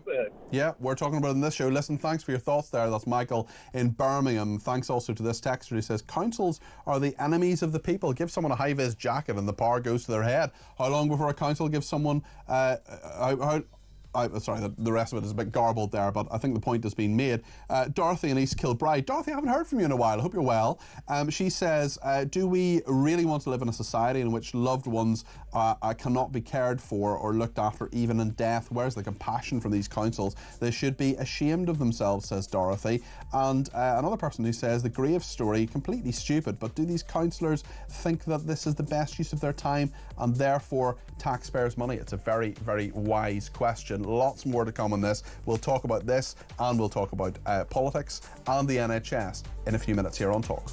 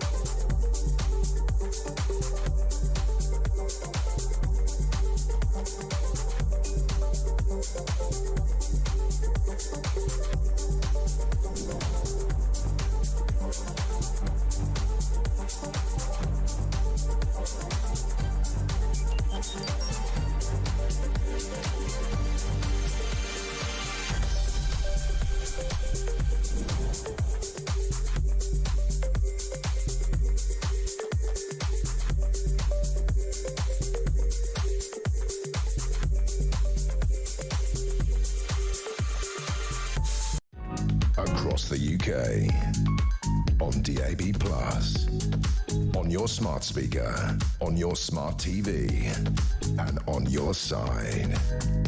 This is Talk.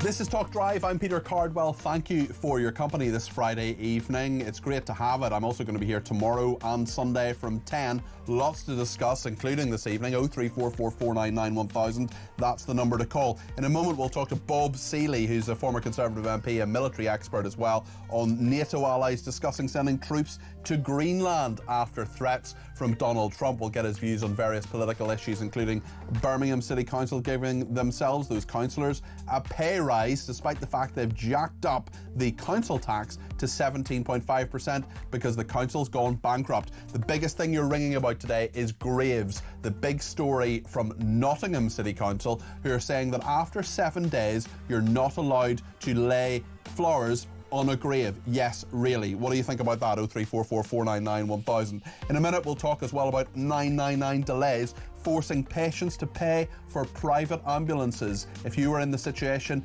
God forbid, of having something like a heart attack, would you pay £275 for a private ambulance and then another £99 an hour in terms of how long it has to wait?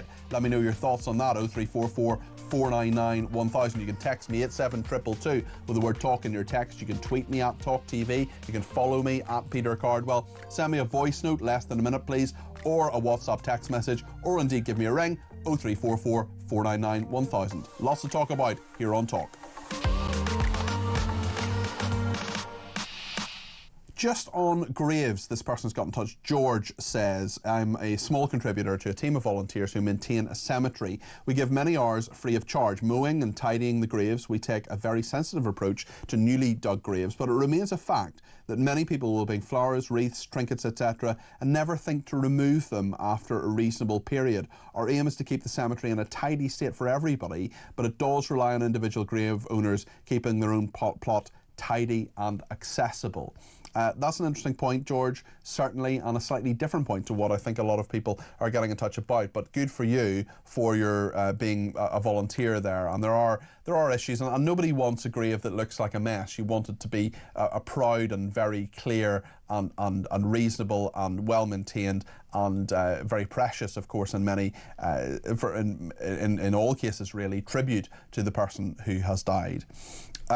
So we'll continue to talk about that. 03444991000, and it's very interesting with another texter, a few other texters, and that I'll bring in a little bit later on. But I want to talk now about NATO allies, NATO countries discussing deploying troops to Greenland. This is in response to Donald Trump threatening to use the US military to seize the Danish island, and Germany has been among dozens of European allies understood to have held informal talks about what NATO troops would do if the president follows through on his threats. That's diplomatic sources telling that to the Daily Telegraph. Well, Dr. Bob Seeley is a former Conservative MP. He's also a military expert. He's author of Total War, about new forms of warfare in the 21st century. Bob, do you honestly believe that Donald Trump is going to invade Greenland?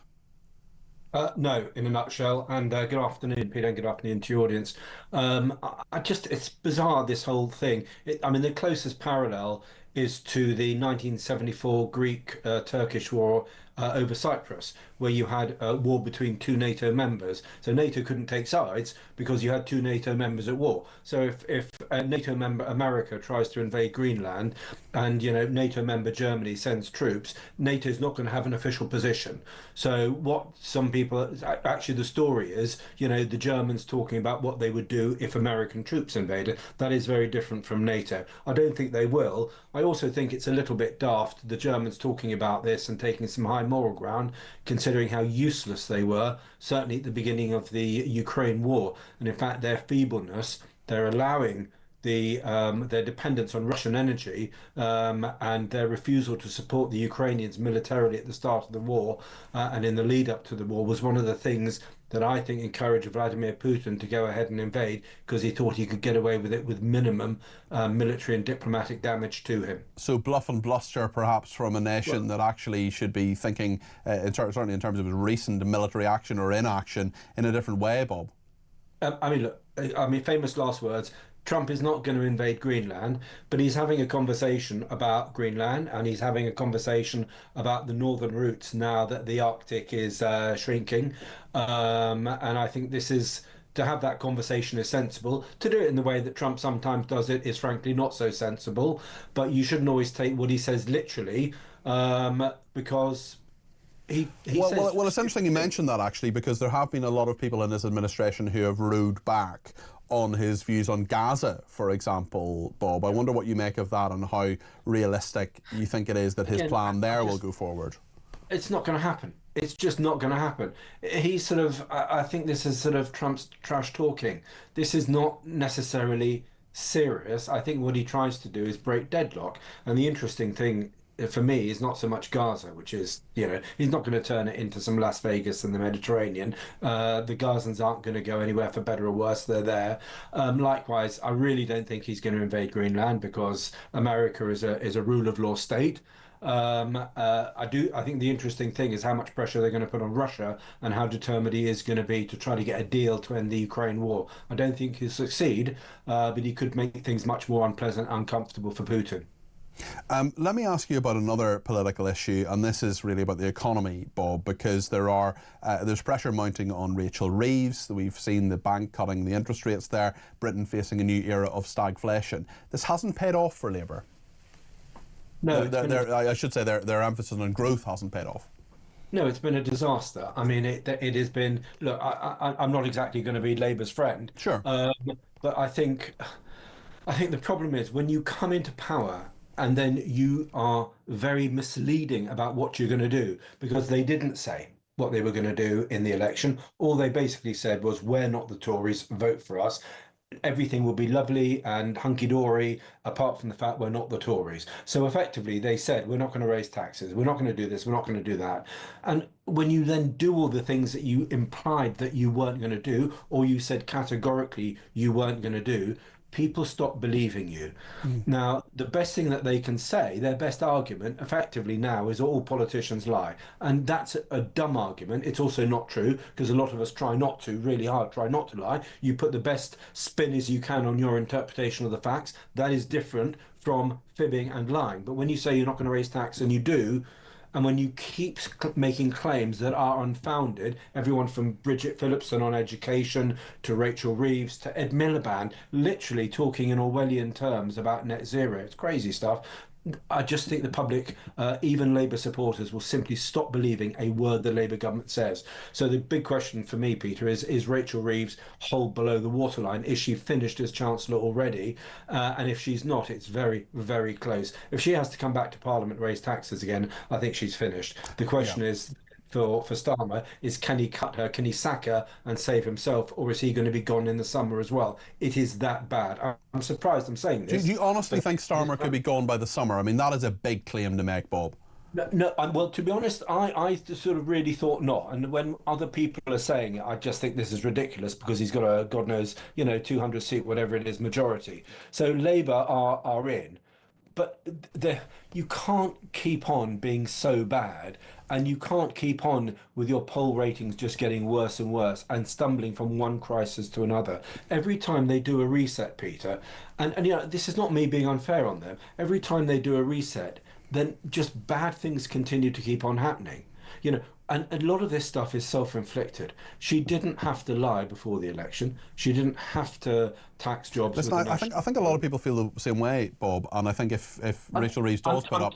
Sorry, go ahead. I'm toning down my anger. I think there are many of your listeners are actually much angrier, and I'm trying to be not angry. No, you're being very reasonable, and I think I'd love to talk to Labour about this. We did ask them to come on the programme today. Yeah. They decided not to. But Bob, thank you. I appreciate your contribution. That's Dr. Bob Seeley. There, he's a former Conservative MP, military expert, author of Total War about the new forms of warfare in the 21st century. And I think there is a lot of anger in regard to immigration. I think there's a lot of anger from our viewers and listeners, certainly in regard to the economy. There's an awful lot of people who want, very basic questions answered and to be told the truth by all politicians, really. Brian is in Tavistock in Devon. Brian, you're very welcome to the programme. I understand is this the first time you've given us a ring? Absolutely. Well, don't make it the last. Tell us your thoughts today, Brian. Well, I was absolutely outraged by that rather pompous lady who said, you vote to reform, you're voting for Labour. Well, we've seen Labour and Conservative parties both in action. Both seem to be as incompetent as each other. And I would say, in reply to her, vote Reform and you get Labour. I would say, vote either of the other two parties, you get chaos. The only way to avoid chaos is to vote Reform. I think, Brian, that people should vote how they want to vote. I don't think they should vote tactically. I don't think they should vote how people tell them to vote. And there's one thing: if you're gonna annoy voters, tell them, "Oh no, you made the wrong decision. You voted the wrong way." Or, as we heard during Brexit, or shortly after Brexit, "Oh, people didn't know what they were voting for." Yes, they did. Don't insult the electorate. That's what I would say, Brian. Well, I'm not disagreeing with you. I'm just putting the point of view sure. opposite to what that lady was saying. Yeah, no, absolutely. And I think a lot of people are annoyed with her, I'm afraid. There have been quite a few people who've been in touch. Brian, great call. Thank you. Do ring us again. That's Brian in Tavistock in Devon, making some very sensible points there. And Mary in County Down has been in touch on this issue of graves and gravestones. Mawkish teddy bear displays aren't my thing, but people should be allowed to mark graves how they wish, as long as the displays aren't offensive, like swear words, for example, and the items are securely placed so they don't blow away and become litter. I often see very colourful, sparkly displays on graves of young children. If it comforts the bereaved, let them be, says this person. Stuart has said, I'll read that out in a second. Christina in Spain says, I trust Starmer and his motley crew will not be in attendance at the Super Bowl, or has Miss Swift provided tickets for this as well? Great show, Peter, says Chrissy. Darren's been in touch on Greenland. He says, because of the previous attempts by the US to acquire Greenland, there was a treaty between Denmark and the UK in 1917, where if Greenland was ever for sale, Denmark would offer the UK first option to buy it. The purpose of the treaty was to dissuade further attempts by the US to get Greenland, says Darren. And on the Super Bowl, Stuart has been in touch and says, ha ha, Peter, easy for Uma, our sports guru, a little bit earlier on, to stay up all night, but let her say that in 25 years she'll find it a bit less enticing. I will be happily tucked up in bed and not watching the Super Bowl, it must be said. On graveyards, this is by far and away the biggest topic that people are getting in touch with us about today. This is the plan by Nottingham City Council to say to people that 7 days after someone is buried, those flowers should be taken away and no further flowers can be laid. Let's talk to James in Hertfordshire. James, you're very welcome to the programme. Thanks for giving me a ring at 0344 499 1000. What would you like to say? Yeah, thanks very much. I was listening to one of your callers earlier who said he tended the graves. I can't remember where he said he was doing, and he was sort of moaning about the fact that he liked to cut in straight lines and didn't like going through there with a weed whacker because he sometimes hit things and they cut his arms or something, he was saying. Yes. Well, excuse me, sir, let me say to you, are you honestly moaning about having to slow down when you're tending graves? It's not a roadside. It's not a road. No, it's not. But from his perspective, I think there is a reasonable point to be made here that if your work is being obstructed, you do have to. No. You don't think it's reasonable? Absolutely not. Okay. These contracts that they give. Days of old used to have gnarly old gardeners in those graveyards, right, who knew every plant, everything. They taught younger people how to tend the garden, those graveyards properly. They were a sacred place for our loved ones to go up to heaven and come back down to visit us when we visited the graves. They were a sacred place and they were looked after beautifully. Nowadays, it's all about saving money. And he just coined it because he said, I don't like it if I can't cut in straight lines. I don't like it if my weed whacker hits something. Why would you even be using a weed whacker in a place like that? Well, I don't know. I don't know how these things work, James, but certainly this is... Sure, and you'd be showing respect, wouldn't you, to the graves? Yeah. Take a little time, you know what I mean? What's the problem here? Okay. James, thanks for your thoughts there. That's James in Hertfordshire. Thank you to Benny in Belfast, who says, I know a family who made visits almost every day to the grave of their son and brother who was murdered aged 17. They often replace trinkets and photos and keep the grave tidy. It's covered in flowers, toys and different items. Visiting and seeing the items is very comforting for his mother and sister. They even go in pouring rain or snow. It's so important to them. The grave harms no one and should never be interfered with. I think graveyard workers should be allowed, and they generally do, remove dead flowers, wreaths and plastic wrappers. That's just sensible maintenance. Linda in Kent, 0344 499 1000. Linda, what do you make of this? Yeah, hi Peter. Hi Linda. I am absolutely fuming about this. My son has passed away near enough 31 years ago this year. He didn't even get to take even one breath. Now, he's buried, and I go to his grave, and, you know, the way I see it as, I was 19 at the time, my son has been in darkness for the last 31 years. Yes. And me putting trinkets and flowers and teddy bears on there is, you know, to try and say, you know, there's light up here, there's, you know, there's colours and stuff like that. Yeah. You're not forgotten. And excuse me for saying this, but I'll be damned if somebody is going to tell me I cannot give that light and that comfort, not only to my son, but to myself. Linda, it's not happening. Linda, what was his name? Kevin. And it was it's 31 years ago. How often do you visit Kevin's grave?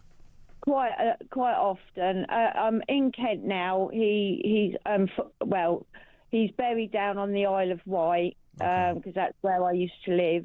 And I get down there, you know, as often as I can. And I have friends for when I can't get down, you know, down there because I'm disabled. They go to the grave for me, you know, and even and how important is it to you? Sorry to interrupt you, Linda. How important is it to you that that grave is maintained, is a proper tribute, and is done in a way that you want it to be done, Linda? It is so important because I've got other children before and after Kevin. Yeah. You know, and I with his grave, I try to give him the stuff that his brothers and sisters had. Do you see what I'm saying? Yes. And putting that stuff on there, it's a comfort for me knowing, you know, that. I don't know. Maybe he knows that it's there. Maybe he doesn't. But it's for me and my son to have that connection because I can't have that connection in life. I've never been able to have that connection with him in life. I can only have it through life and death. And as well as that, which is clearly, as you've spoken very movingly there, Linda, incredibly important to you, it's not harming or disrupting or getting in the way of anybody else. No, absolutely. Look, my son's grave is actually underneath a tree. He's sort of like at the end of sort of like 4 or 5 graves. Yeah. So he's right on the end, and I'll be honest with you, Peter, when I go up there, because he's sort of like buried in the area with other babies and stuff. Yes. And as I'm, you know, walking through to get to my son's grave, I'll even, you know, if there's rubbish or leaves or whatever, I'll pick them up off of other people's children. Well, you're being a good citizen, and you're being a good mother, not just to Kevin, but to those other children as well, Linda. Yeah. Because to me, it's out of respect, and also, I know, you know, you can't explain it, and unfortunately, I don't wish anybody to lose a child in any circumstances, but when you know exactly what that is like and the feeling, I mean, I'll be honest with you, Peter, I have the same reactions today as the day that I lost my baby, right?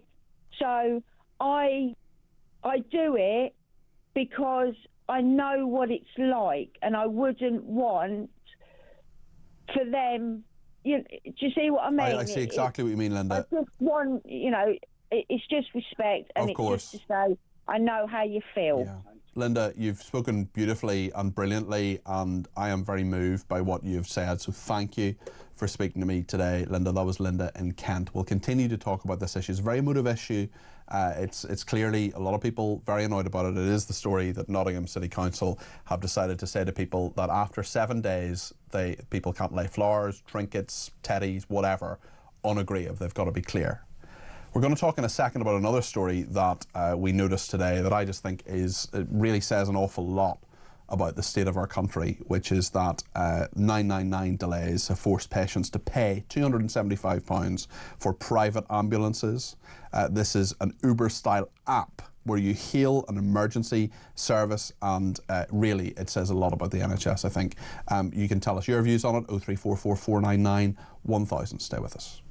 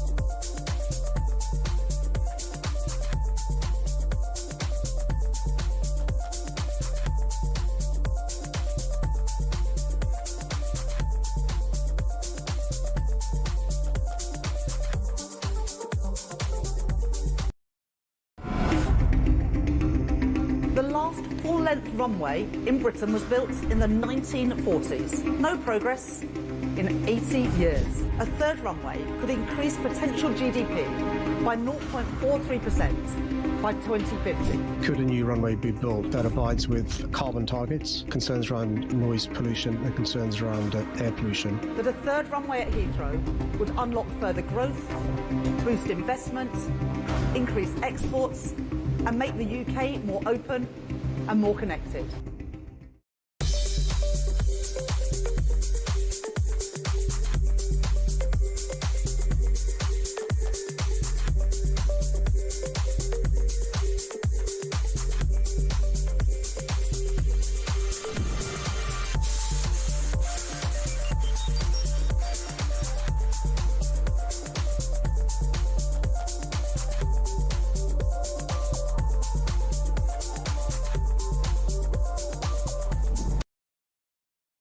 Across the UK, on DAB+, on your smart speaker, on your smart TV, and on your side.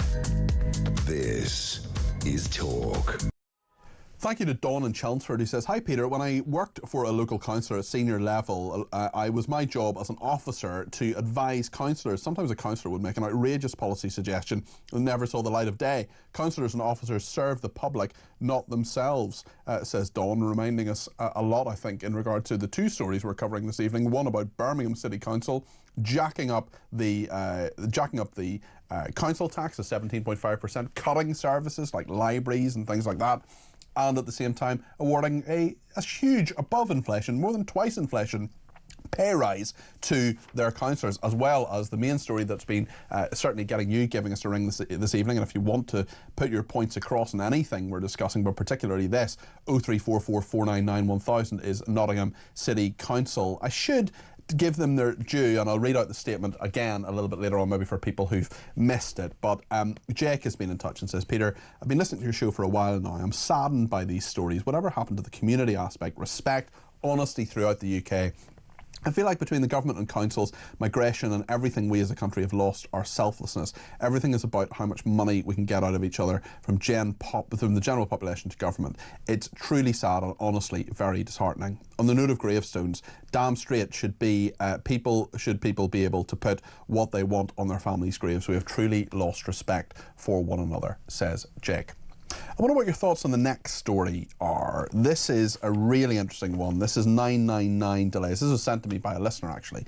999 delays forcing patients to pay for private ambulances. Bosses now have this sort of Uber-style app to hail emergency services, and if you have, God forbid, have something that you need an ambulance for, you can hail one of these private ambulances, 275 quid to do so, and then if it has to bring you to the hospital, it's £99 an hour. I mean, of course, you may have to wait outside hospital before you're admitted for a long time. That's a big problem that we've had in so many different areas as well. Let's talk to Martin Gower now, who's a former NHS Trust chairman. Martin, what do you make of this? Good evening, Peter. Hi there. Yeah, I mean, this is obviously caused by part of the general problems that the NHS experiences in the winter. And of course, the ambulances are queuing outside now, so they're not getting out to patients quickly enough. Probably, at least in part, because either the space allocated to A&E or indeed the numbers of staff on duty is not insufficient. It's a challenging story, because I think that I thought, well, if I had a near and dear one who was extremely ill and I thought was maybe threatened with their life, and the ambulance was going to be 2 hours from the NHS, would I pay out a bunch of money to get somebody to get them to I think a lot of people quicker? I think a lot of people would find the money and make that sacrifice. I mean, a lot of people just will not be ever in a financial position to do so. But I mean, I was in an ambulance recently. Thankfully, I'm fine now. But it was a couple of weeks ago, nearly 3 weeks ago, people were very kind, sent me loads of messages and things. But I mean, I was in an ambulance, went to A&E, and it took sort of 2 hours or something. Now, I was not going to be. That was fine. I was no better or worse at the end of the 2 hours than I had been previously, and that's fine. There were people who should have been prioritised in a way that I wasn't. I totally get that. But if I had had a heart attack or there was something happening and someone, ring up 999 and they say, well, that's going to take an hour, and I'm thinking, or my family were thinking, actually, might not be around in an hour's time, the money would be found. Yeah, I mean, I think that's true. But I think also there's a question as to whether the NHS should be commissioning private ambulances themselves during the winter periods when they're under pressure. I mean, there's another issue here, Peter. These trained paramedics who are on these private ambulances to handle emergencies, where have they come from? Who's trained them? And have they been paramedics within the NHS system and have decided to go private, as so many staff have? Locums, agency workers, and of course the whole of our GP fraternity, which is all private anyway. And it's interesting when you think about the public as well, Martin, because polling for the Daily Mail in December revealed that just 33% of the public are confident an NHS ambulance would arrive quickly if they needed one. And just to give you a bit more information on this, NHS ambulances responded to Category 2 calls, which include heart attacks and strokes, an average of 47 minutes and 26 seconds in December, according to the latest figures. And more than 1 in 10 patients, equivalent to 42,000 people a month, waited more than 1 hour and 41 minutes. Absolutely. And one of the things when I was a trust chair up until mid-2020, one of the things that always struck me was there was a great deal of emphasis on patient care. In fairness, people thought the boards all talked about money, but they don't. They talk a lot about safety and quality and what you deliver to patients. But the other thing you need to deliver is confidence in the communities that you serve.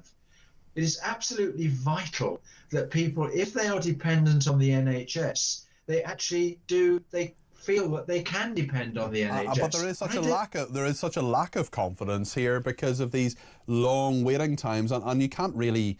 I certainly don't blame people for firing money at the problem. Listen, I'll tell you, when I went to see that GP a few weeks ago, I didn't know I was going to collapse and go to the hospital. Sorry, I don't want to milk this. It was a couple of weeks ago. I won't mention it anymore, but it's relevant to this discussion. I rang my GP surgery in the morning. They were very, very good. They got me an appointment very quickly, but I thought, there's no way I'm going to get an appointment. This is the way things are. And I did look at Bupa, and I saw online, I said £79 for a 15-minute consultation. And I thought, you know what, if I don't get a GP's appointment through the NHS, I will pay that. I am ill enough to justify that amount. I'm fortunate to be in a financial position where I can afford that. I know an awful lot of people aren't. But I think that I wonder from the NHS's perspective whether they slightly say, well, actually, if people are going to take the strain a little bit privately, then let them do so. Well, I think in most other health systems around the world, that is exactly what happens. And this is why people have insurance schemes, because obviously those who claim a lot are using the services more than those who don't claim much, or use other vehicles to deal with their issues. I mean, I think there's a whole issue here, really, Peter, of whether this story is part of the drift that there is in the NHS at the moment towards the private sector. We know that if you have a cataract operation, you're highly likely the NHS will commission that into the private sector because it's more efficient. Many other procedures, hip replacements, knee replacements, are also going to the private sector. Yeah, well, people are making the sacrifice because it's not a priority because it doesn't have to be done immediately. Martin, thank you very much. Martin Garr there, former NHS Trust Chair. Of course, if you have a dodgy knee or a dodgy hip, it's a priority for you, but you're not in imminent danger of dying. Usually.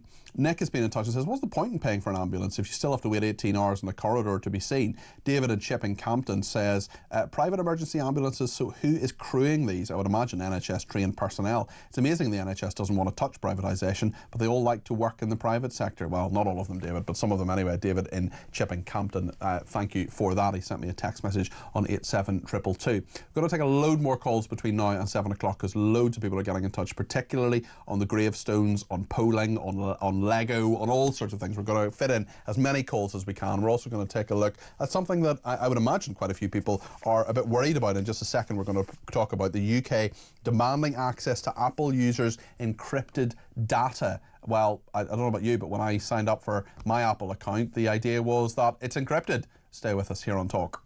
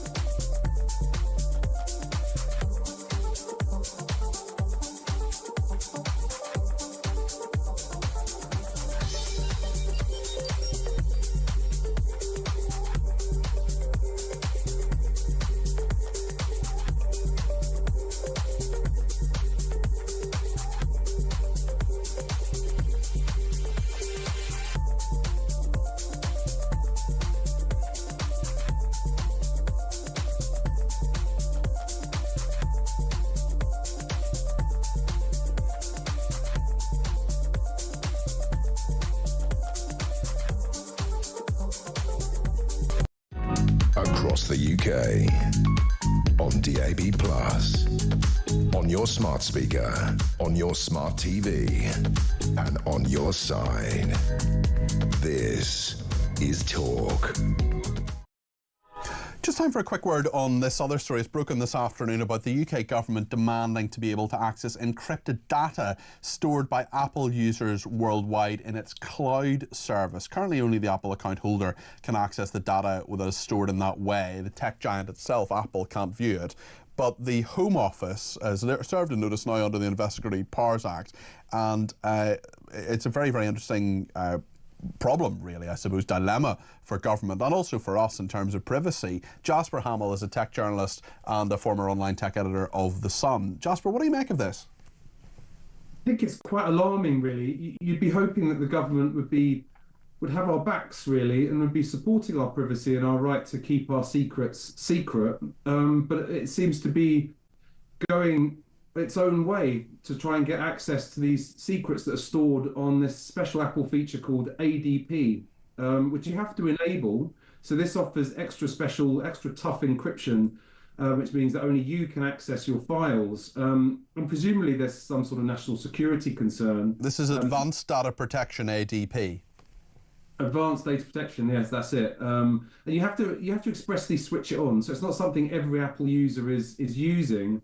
And perhaps there are sinister uses for this, but I suspect most people are using it rather innocently, perhaps for corporate secrets, perhaps for stuff they just don't want, perhaps they're just privacy conscious. And it is remarkable that the British government is now seeking access to this. It seems A, old-fashioned, and B, invasive. I mean, they may argue that actually, if you're a dodgy person, if you're a terrorist or someone who would wish us harm, that actually you may well be storing your data there specifically for that reason, and that they should have access to it in order to protect the public. And that's a fair argument, I guess. It seems to me to be unlikely that people would store it with Apple. There's other places, sort of darker, more mysterious places you can store things that makes them much harder to find. And I can see the argument, but at the same time, Apple is very privacy conscious. It supports privacy in its users, and it's an outspoken advocate of privacy. And it gives users this ability to hide stuff. And I think we should be able to keep secrets away from the government that it shouldn't have access to. In the olden days, we would have expected, say we had a diary or something that we locked away in a drawer, we would expect that the government wouldn't kick the door down, take our diary, rifle through our secrets, and then arrest us. I love people who say if you've nothing to hide, you've nothing to worry about. To which I always say, hand me your phone and give me the number. I'll just have a look at how much money you have in your bank account there and all those messages you've been sending, slagging off your boss. Thank you very much indeed, Jasper Hamill, there, tech journalist and former online tech editor at The Sun. Appreciate him joining us this evening. Thank you to Phil in Portsmouth as well, who has sent me a message. This is perhaps controversial. Phil, doesn't matter. Controversy is fine. We want everybody to have their say. One of your earlier callers, Peter, was talking about purchasing the land for their grave. It's their land, so shouldn't they be held accountable for the upkeep of their land? Why should it be up to the council or someone else to keep it clean? We pay window cleaners for cleaning our property. Should they be charged, says Phil in Portsmouth? Well, I know there are grave cleaning services and maintaining services. We spoke to someone from that earlier on, and I know I've relatives who will pay a small amount. In fact, I know a guy in Northern Ireland who tends graves and cleans them, and he does it very, very well, very respectfully.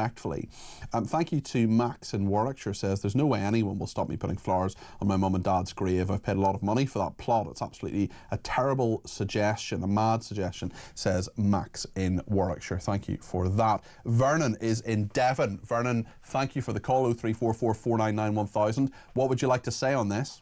Oh, good evening. On the graveyards, yes, and churchyards and cemeteries, I have no problem, of course, with flowers being kept on graves by relatives and kept for people in living memory.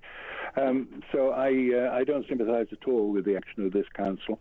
But what I am greatly concerned about is that so many churchyards, graveyards and cemeteries have vast areas of old blackened gravestones that are more than 100 years old, and there are no living memory people to care for those or do anything, and they are so unsightly, and I honestly would like those to be taken away. Yes, and often they have now, I don't know if that was the case previously, but certainly now they have, if you buy a grave, it's essentially on a sort of 99-year lease or something like that, in some cases anyway, to essentially say, realistically, in 100 years' time, there's probably not going to be someone coming to your grave. Well, there won't be. No, that's a secondary point. But do you agree that these churchyards, graveyards and cemeteries are unsightly, so many of them? They can be. They certainly can. And I think they're some of it is just personal taste as well, in terms of the kind of, putting teddy bears and all sorts of different trinkets and things on there. No, I said to you... I know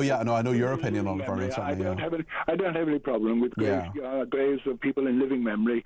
Put flowers, yes, keep it tidy. Put memorability. I have no problem with that at all, and they shouldn't be interfered with by any council or church. Okay. But the rest of it is a mess, and I think that they need to do something about it. Thank you very much indeed, Vernon. That's Vernon in Devon there. Give me a ring at 0344 499 1000. As did Gav at Stansted. Gav, let's put you on the air. Let's take off your opinions. What do you think? I think it's already been covered, mate, and I think you've covered it very well. But this is about Lego. Yeah, it's the male-female thing. That's been done since the Egyptians. Carpenters, brickies, sparks, even, I'm sure, Dave, whatever his name is, the audio bloke that you love. Tech Up Dave. Tech Up Dave, yeah, sorry Dave if you're listening. Yeah, it's always been about, especially with plumbing. I used to be running a plumber's merchant. Mm-hmm. And it's always been about male-female connections, and that's carpenters, electricians, it's everybody. I don't see what the problem is, because otherwise how do you know what to put in and what to take out? Yeah, exactly. Well, listen, Gav, it's a very good point. The other one I've heard about is on computers. Sometimes they have the master disk and then they have the slave disk, and apparently there are people who don't want that to be a thing. This is beyond my pay grade. No worries. But I know about electrics and a little bit about carpentry. That's it. Excellent. Well, perhaps I should give you a ring, Gav, because I actually have a bit of work going at the moment, although it might be a bit far from Stansted. But thanks very much. I'll give you a decent quote. Good stuff. Excellent. Well, I'll make sure I keep you in mind. Gavin Stansted there. Appreciate that. Lots more to come. We're going to take a load more calls and talk to Kevin O'Sullivan about what's coming up on his programme. He'll be in this studio between 7 and 9 with his show here, and then What Just Happened will be on between 9 and 10. So a full 3 hours of Kevin O'Sullivan coming up, and indeed tomorrow I'll be here from 10 o'clock in the morning. Slightly shorter show tomorrow, just 10 till 12, and then because of the FA Cup, and then on Sunday between 10 and 12:30. So lots of me coming tomorrow on Sunday, and indeed Kevin for between 7 and 10. We'll hear a little bit about him and what's coming up on his programme in about 10 or 15 minutes time, but we're going to take plenty more calls between now and 7, so stay with us here on Talk.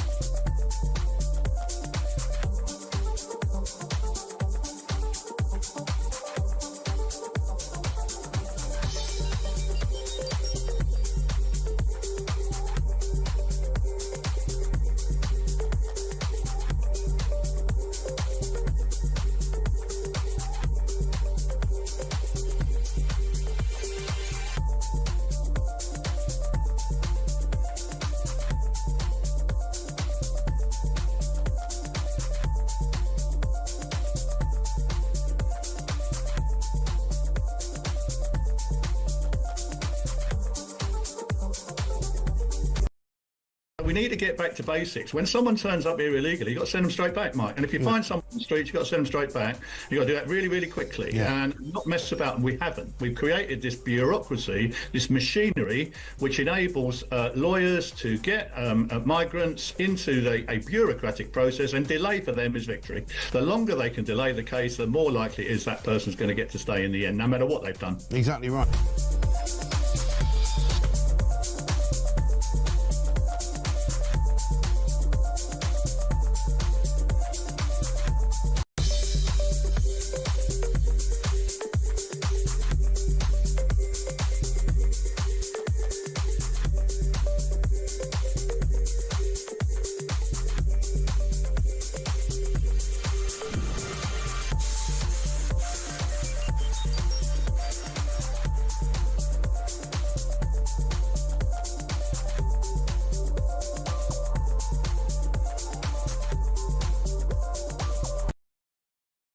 Across the UK, on DAB+, on your smart speaker, on your smart TV, and on your side.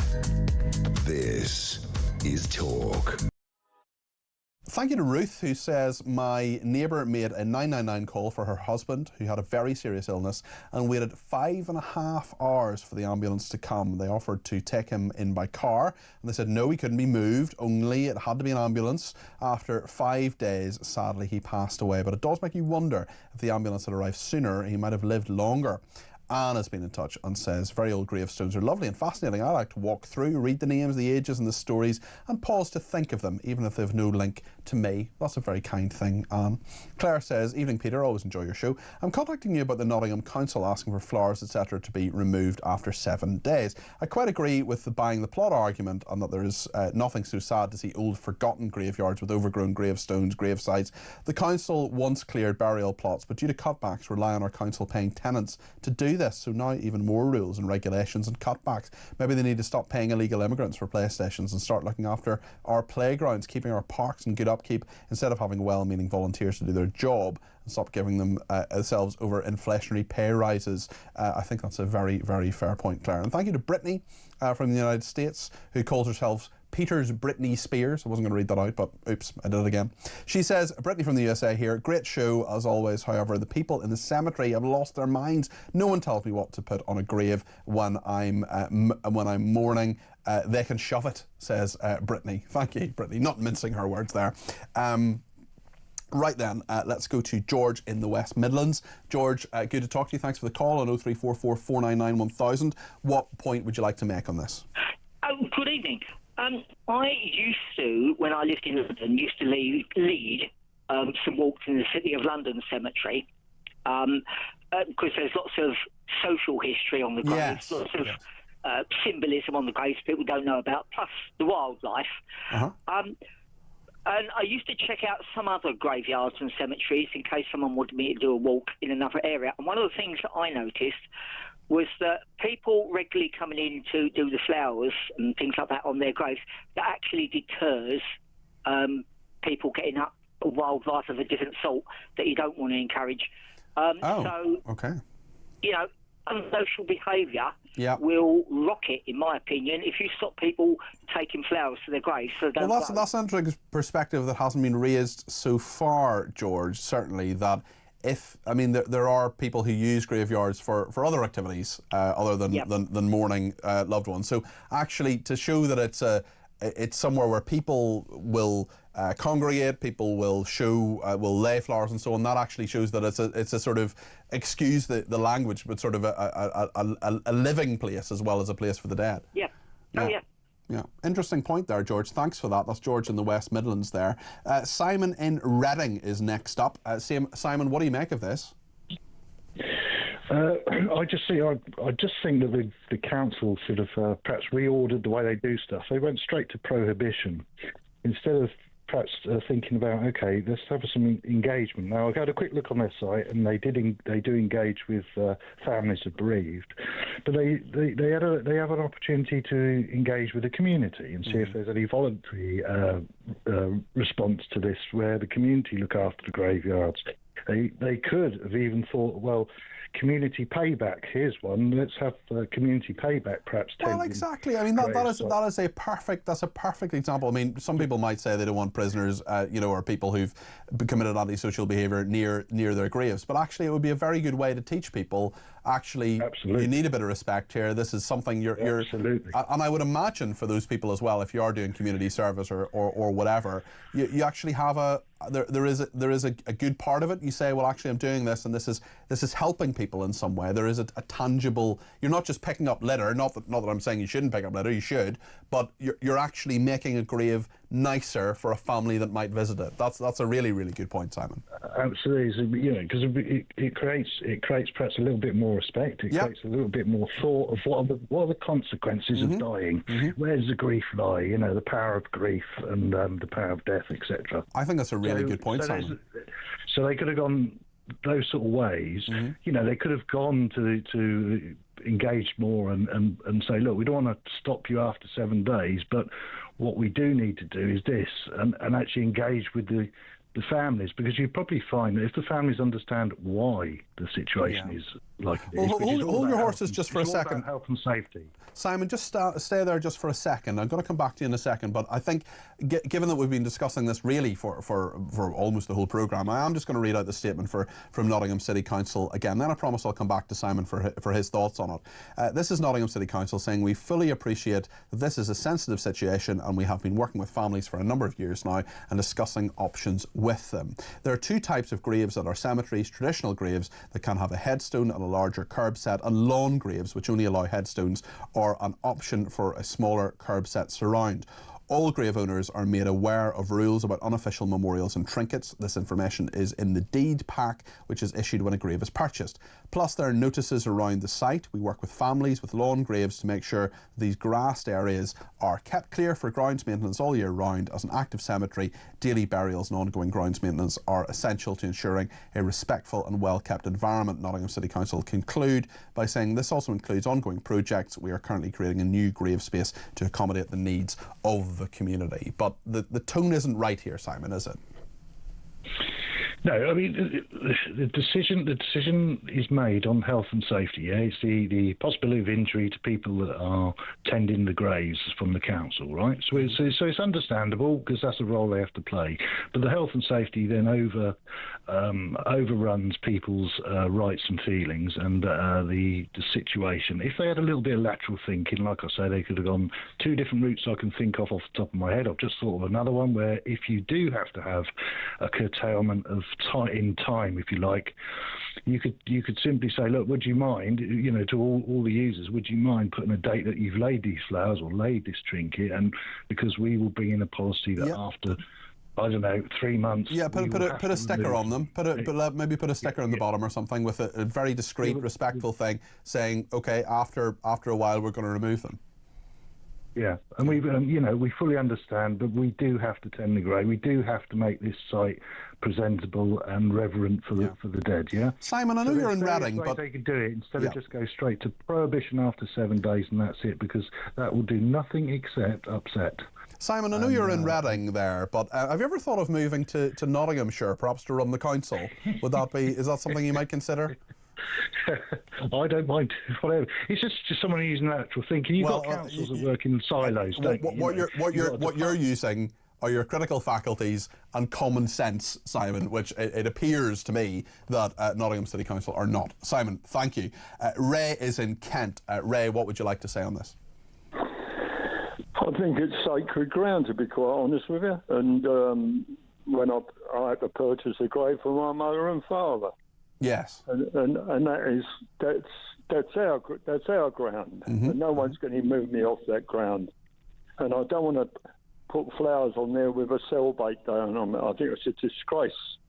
Nottingham Council and then these other councils who fancy doing some of this stuff ought to get a bit of reality about them. I mean, they must be desperate to pay for their, for what they get paid for. They're bringing up these new ideas all the time, and it's a disgrace. And the other thing is, this new Uber taking over the National Health Ambulance Service. Oh my goodness me! It's an option anyway. But what do you make of it? They've already destroyed the London Black Taxi, if you get they destroyed it by the fact that they broke all the laws and decided that that if they're longer on the job than what they should be, or they're busy, they just put the rates up. So what they're going to do with the London ambulance services when you've got to wait 12 hours sometimes in an ambulance before it goes in? Well, it's a very good point, Ray, and thank you for it. Just before we go, before we talk to Kevin, I want to play a voice note from Jackie, who's been in touch on the current opinion polls. Let's hear what Jackie has been saying. I think the political landscape will shift even more. As Labour strives for growth, which you can't get when you've got these mad net zero policies, the economic situation will decline, which will play into Reform's hands. I don't think Kemi Badenoch is cutting through. And all I can say is, in the period of time that is left before the election, that Reform will win outright. Very interesting thoughts there from Jackie. Thank you for that. You can send a voice note in on 0344 499 1000. Kevin O'Sullivan's here. Hello, Peter. Hiya, what's coming up on your programme? We're going to talk about, obviously, this latest shocking decision to let a jail paedophile stay. I think we've all had enough of that. They keep doing it, don't they? Paedophiles go to jail and then they come out. We should deport them. And we're talking about migrants, of course. Yeah, it's so straightforward, isn't it? But it just doesn't happen. But they get allowed to stay because of their human rights. You know, unbelievable. What about the human rights of their victims? That obviously the stagflation crisis. It's like we're living in parallel universes now. The rest of the world, or the rest of the country, including the Bank of England, economists, experts, saying we are in deep trouble. And we've got Rachel from accounts and Keir Starmer going, growth. They've got to wake up and smell the coffee. You can wish growth, but it just hasn't happened, has it? Just saying it won't cause it. And they're in denial. They're in denial. That budget was ruinous and they need to do something about it. And I've got an exclusive. Ooh. I've got a hell of an exclusive. General area? Do you want to give us a general thought? It's a local ward result, a by-election up in Suffolk, in Tendring Council. The strongest Tory ward in the entire council. They had a by-election